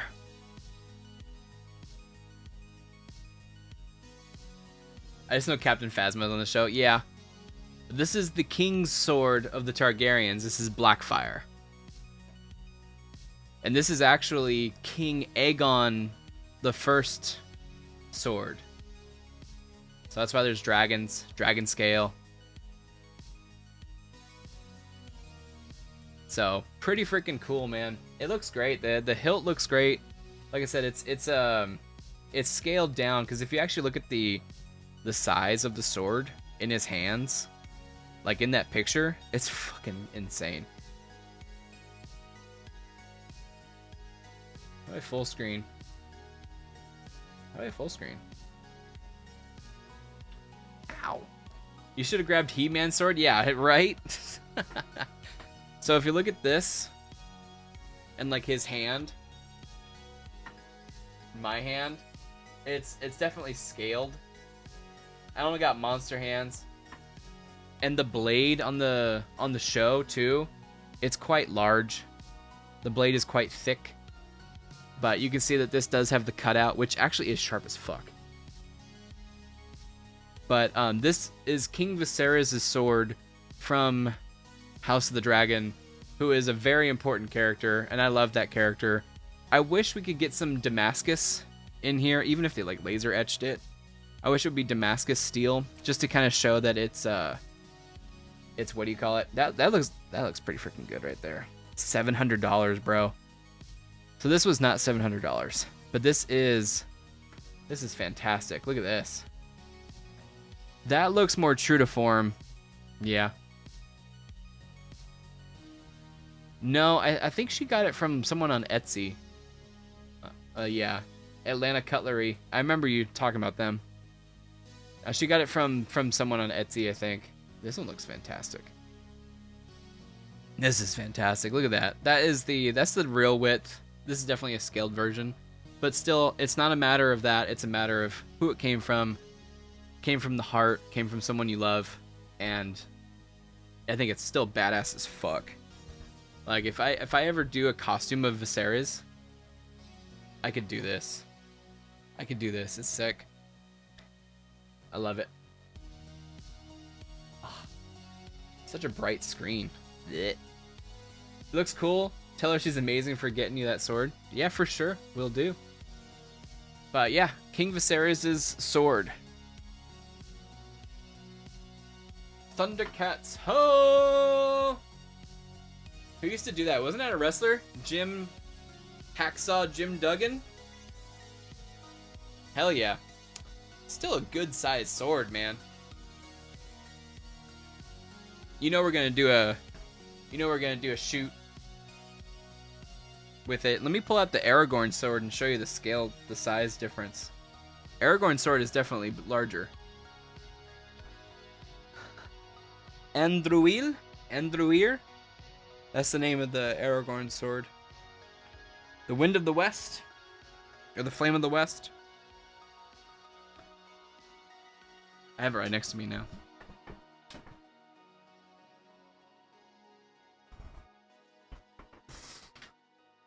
So this is Andruil.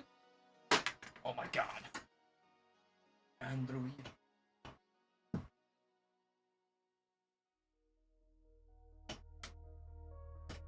Look, babe. Dual wielding. They said you're cool. They said you're awesome.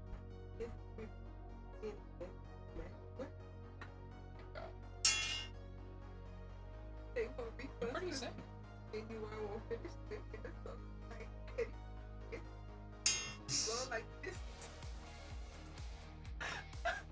Babe. Oh.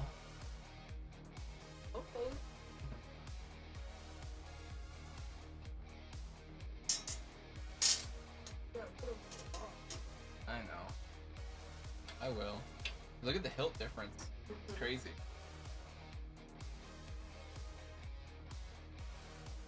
What's crazy, this one's heavier. It definitely does have more going on. You would think this one's heavier though, but it's this one. Yeah. It was different steel too. Like this one might be lighter steel. But they said you're awesome. Yeah, this one is a thinner blade. This one's a thicker blade. All you gotta do is put an edge on them, baby. We got ourselves some. Yeah, dual wield right here. Watch out. We're gonna dual wield.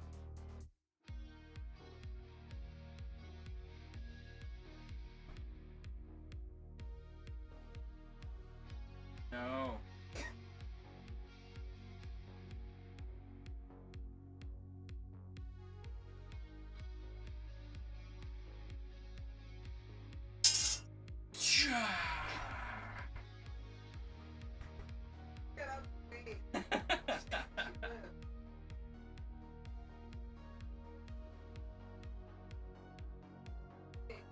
Can you imagine trying to fight like this, dude?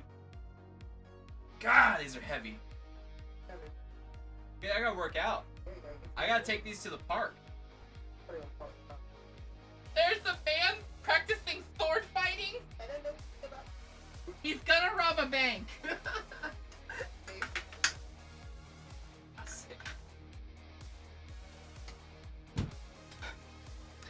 There's a man fighting himself in the park.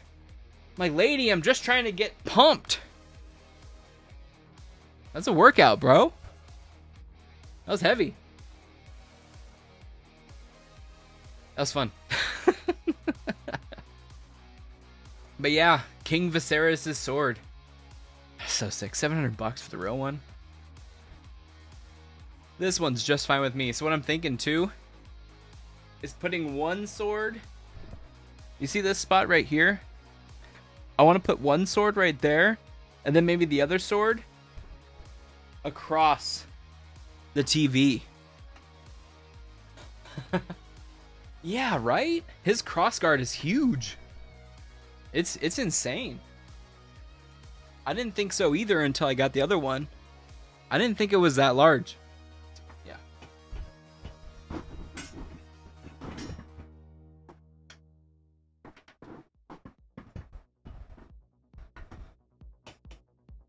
Right?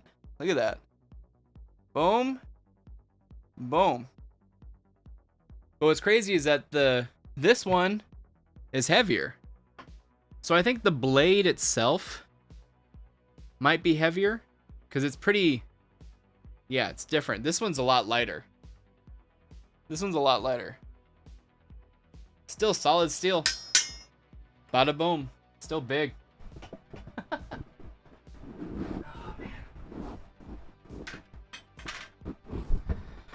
That is a workout.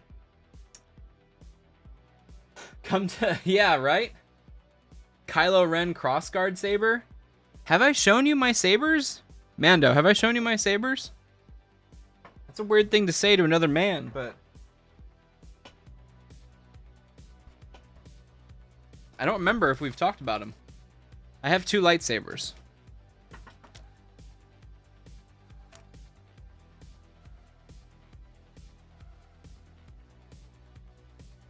I don't remember if we talked about it.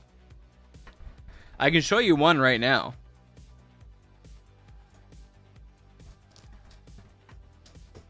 Stay. You haven't? Her General Grievous has quite the collection. Let me show you. I have Malgus. I have Malgus's saber.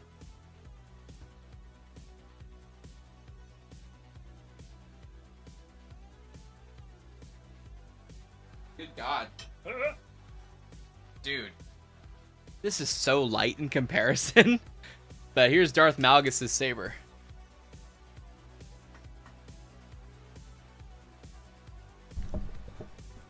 This is a saber I got in like 20... Dude, I think I got this in 2013. I've never changed the batteries. It still works. It's purely just like a flashlight. So this is not official. This is not official. This is like from Ultra Sabers. Yeah, this is from Ultra Sabers like 2013. I got this one and they had to give me a special length blade because yeah, it looks good. It's so light now because of the other swords. It's still really good. I want to take the blade out and then put it somewhere, like on a stand. But yeah, this is Darth Malgus's. Darth Malgus. Huge hilt. Boom, big hilt.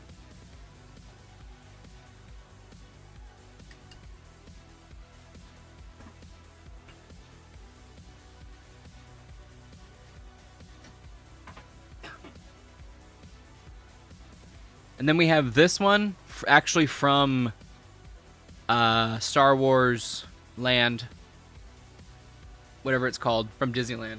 I got this one just before Episode 9 came out. I want the Darksaber. So I can kick... Yeah. Darksaber's cool, man. The effects sometimes don't look good.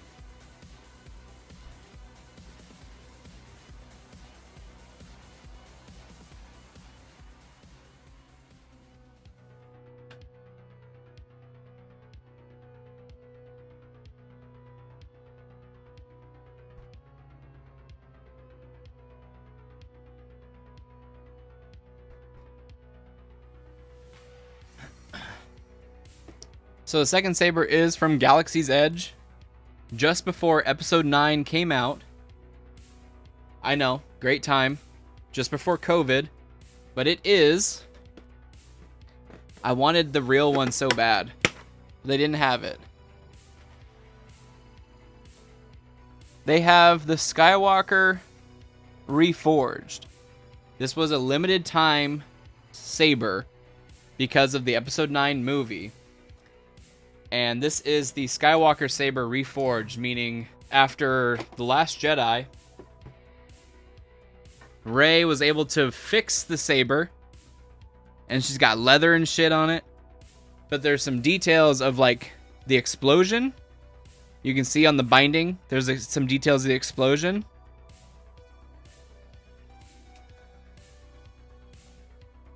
Some scarring from that. And yeah, it activates using this. You flip it up, flip it down. And it's got pretty good details, man. Yeah, the broken saber, exactly. It's got pretty good details. And the saber goes in there. I took the batteries out, though, because they can corrode over time. But, yeah, this is my second saber. The ironic thing is, and this is what I found out after the fact. It even says Disney, Lucasfilm, made in China. Made in China. Made in China. It says it right there. So that part's sucky, but what's ironic is a lot of the saber manufacturers get made the same exact stuff from the same exact factory. Oh, Mace Windu's is sick, yeah. When I was going to Disneyland all the time, I wanted Mace Windu so bad. That was the one that I wanted, was Mace's. Looking back, though, the quality of saber that you're getting, though, like the speakers and stuff inside the Star Wars ones at Disneyland, they're official, but they're not the best. They really aren't. But yeah, it's got cool details all around. The Reforged Skywalker, it was called. So I got this because it was a very limited time, and we didn't know that the movie was going to be the movie that it came out as. I thought it was going to be something cool, man. I was so hype. But here's the carrying box for it. It's pretty cool. That's it. So that's my second saber.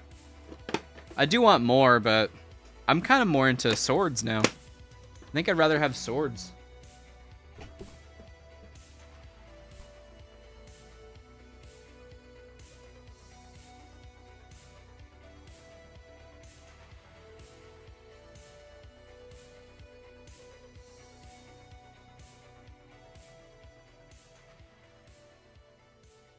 Because I'm not really a, cosplayer or duelist or anything like that, so they'd mostly just be hilts hanging out somewhere. Or, like, hanging up. Whew. Hopefully, that one you got will be worth something someday, I'm sure. Quite different than the Anakin. Yeah, it is, for sure. I think it is rare. It's definitely more rare than a Skywalker saber. Since it's the reforged, legitimate, from Disneyland. It says Disney Lucasfilm on the bottom. So it is quite different, you're right. But nobody likes that movie. I'm sure it could be worth something. I'm sure. But yeah, we seriously got it 2019. I want to say April 2019? June? Somewhere around there. We went for I went with my buddy at the time. And it was for our other buddy's kid's first birthday. Crazy. Kid's like 7. We went for his first birthday and we walked away with a couple of lightsabers. So I got this one because I thought it was special. And then my buddy got Kylo Ren's from Galaxy's Edge. What's crazy that he had to pay like $100 more than I did. Something like that. $100 more or something like that for Kylo Ren's saber. And for the cross hilts. Or the cross guards. Insane. It was like the Kylo Ren package. Because the blade cost extra. The blade cost like $60 on its own. Or 40, somewhere around there. The hilt on its own was the expensive piece. Because you could just buy the hilt and call it a day. Which a lot of people were doing. They're just buying hilts. Just to collect them. But yeah, if you want like officially licensed stuff, I mean, I would probably get an officially rifle. Yes. Yeah, let me look it up right now. Let me look it up. Galaxy's Edge saber prices. Here we go, Disney Store. You can buy it right here. You can buy kyber crystals. Oh, dude. Oh, fuck. Punching the mic and stuff. Give me more slop. Each kyber crystal, which does jack diddly squat. I'm not sure if the kyber crystal does something inside of a the lightsaber that you get to build inside the Lightsaber Academy or whatever, it's not the same quality as an actual lightsaber like the one I bought. It's not the same quality because you have to pick the pieces. No worries, Brett. Thank you for hanging out, bro. I'm about to call it a day too. Kylo Ren Legacy lightsaber hilt. Look at that. What the hell is that? The Ren Legacy? What's this, my dude? Limited edition.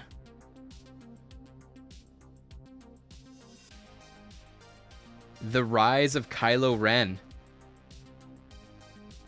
Thank you so much for hanging out, Lewis. Good to see you. Good to see you again, man. Hey, have you done any more projects? Have you done any more projects? Where was that last movie that you worked on? That horror movie. I don't know how I feel about this, dude. $300 for that. Here we go. Look at 31-inch blade, $55. I'm not kidding. If I'm lying, I'm dying. If I'm lying, I'm dying. This weekend's your birthday? What? Happy birthday! Yeah! It should be on Prime. What was the name of it, my dude? I'll buy it. Look at this. Rey Skywalker Legacy. Look at that. It's all like rusted and stuff. Why? Because she made it? It's cool. The hostage. Okay, you got it. The hostage. Got it. Thanks, dude. Have a good night. Wait, does this look like... Yes. Closing shift. Okay, let me screenshot it.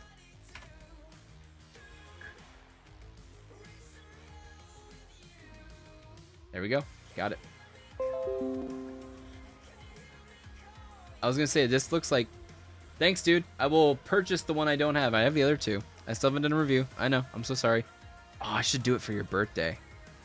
I should post my reviews for your birthday. That'd be fun.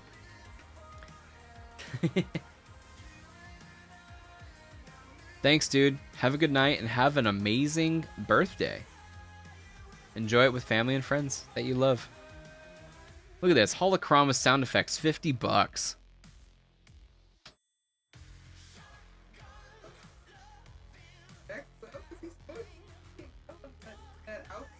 That's cool. You should. Oh, then don't do it.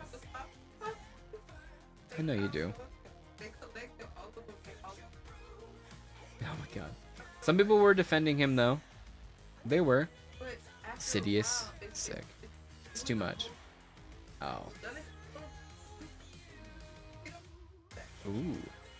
I know.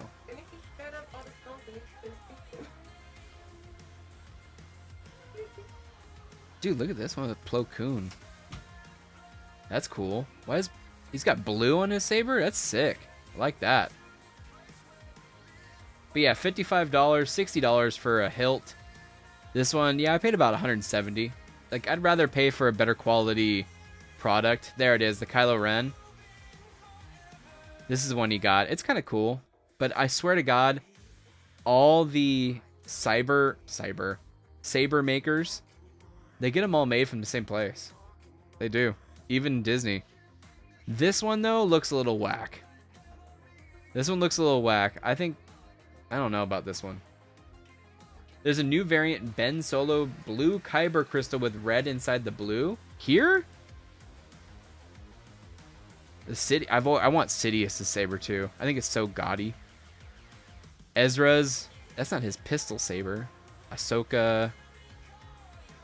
Rey. Ren lightsaber hilt. This one's cool. The Ren. I don't know why this is a Ren one. This had to be from the book. Where's that Kyber crystal? Fire and hot. Leia Organa. Look at Leia's saber, dude. Orange. Oh, man. That's crazy detail. It's cool. If you buy a blue crystal, oh, you have a random chance to get Ben's. Oh, that's cool. Oh. Let me see if I can find a video of that. You can't even buy a blue crystal here? There's green. Yoda Force Guidance Crystal. Star Wars Kyber Crystal Series 2, purple. Green. White. You can't get blue? Is it because people kept trying to buy one? Alright, let me see if I can find a video of Galaxy's Edge Blue Kyber Crystal Red inside.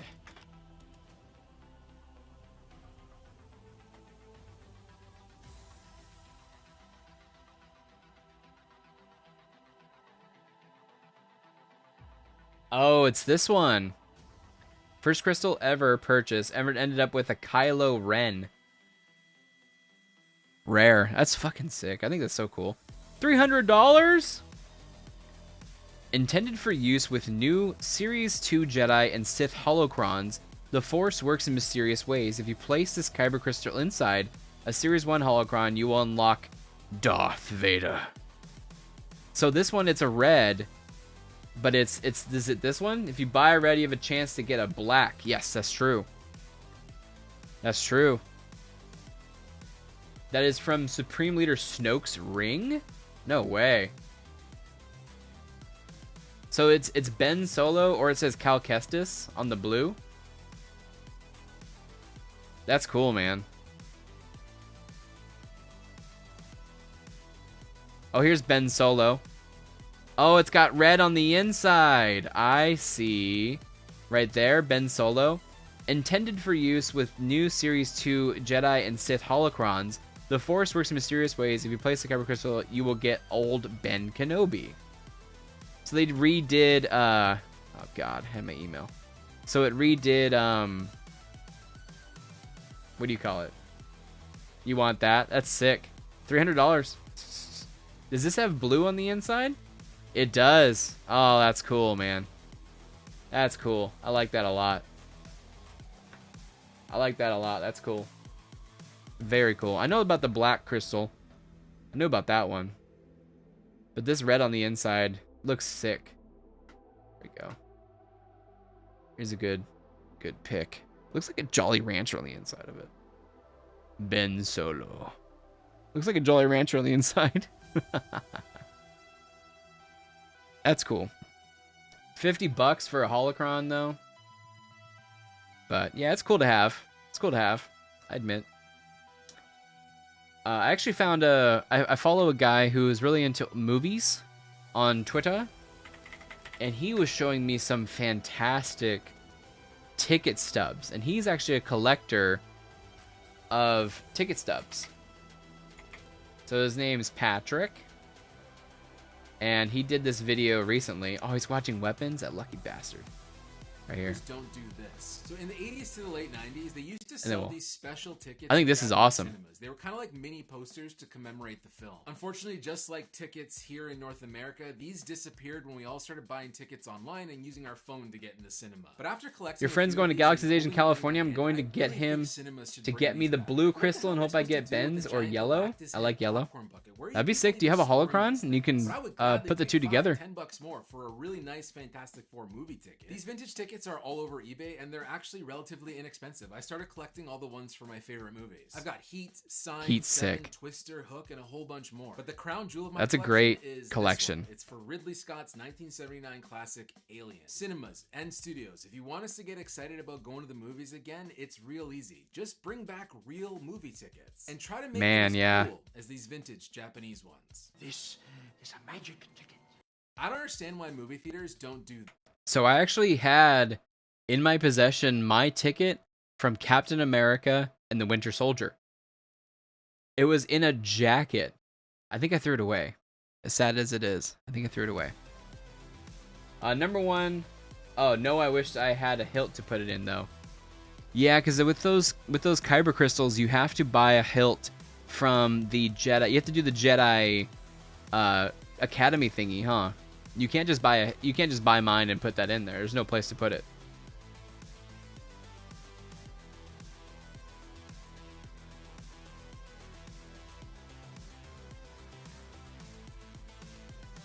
Oh man, I am tired. I gotta do dishes. It was a good show. It was fun tonight.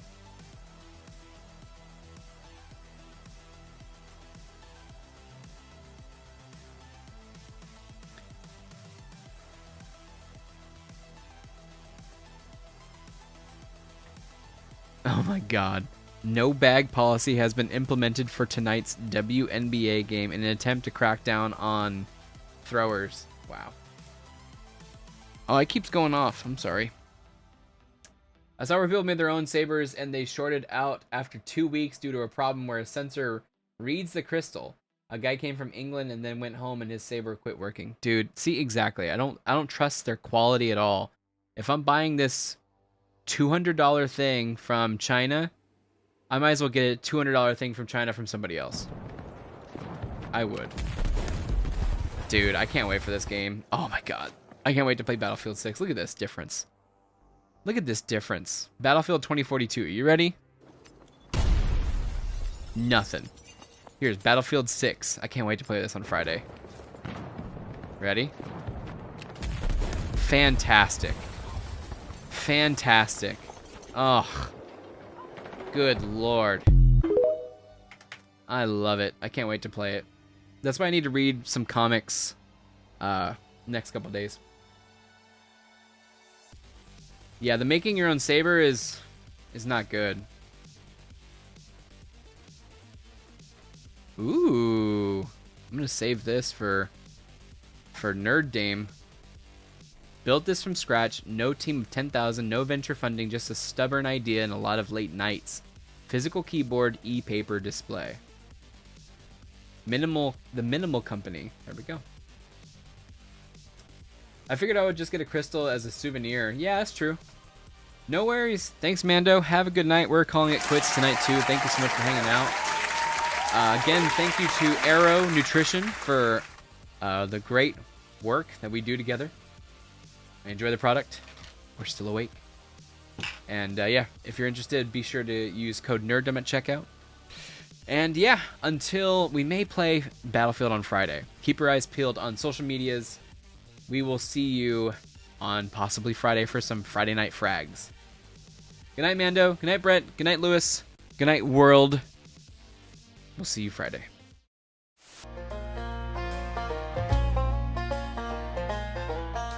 Aragorn's a tracker hunting coons at night. Gimli swinging axes, but his aim ain't right. Legolas is prepping, shooting butts off logs.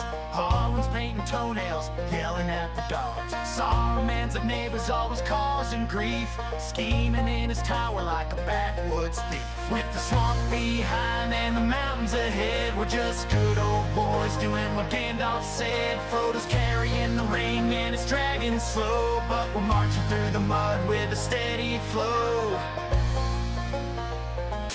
Of Arrakis, it's me, Shia Lude, your beloved sandworm of the desert. Many people are saying Paul Atreides, little Paul Atreides. I call him Pesky Paul.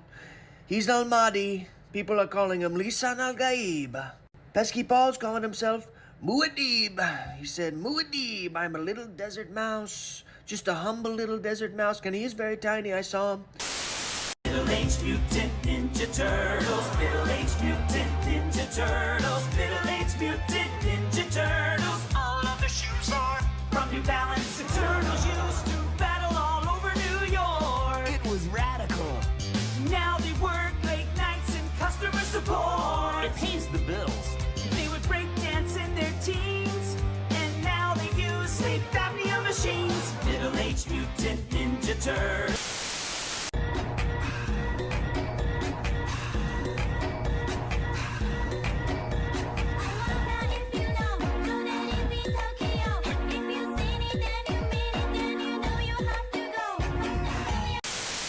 Hi, Colonel, this is Snake. I've made it to the insertion point. I stayed pretty warm due to that anti-freezing peptide that you gave to me, but I have to admit, I was able to smuggle out my smokes in my stomach. You know, it wasn't fantastic, but I gotta have them ciggies. Psychic powers are cheating. I'm gonna plug my controller into port 2. Hind D. More like D. Hind. Ho! But seriously, what's a Russian gunship doing here? Big back, big back, big...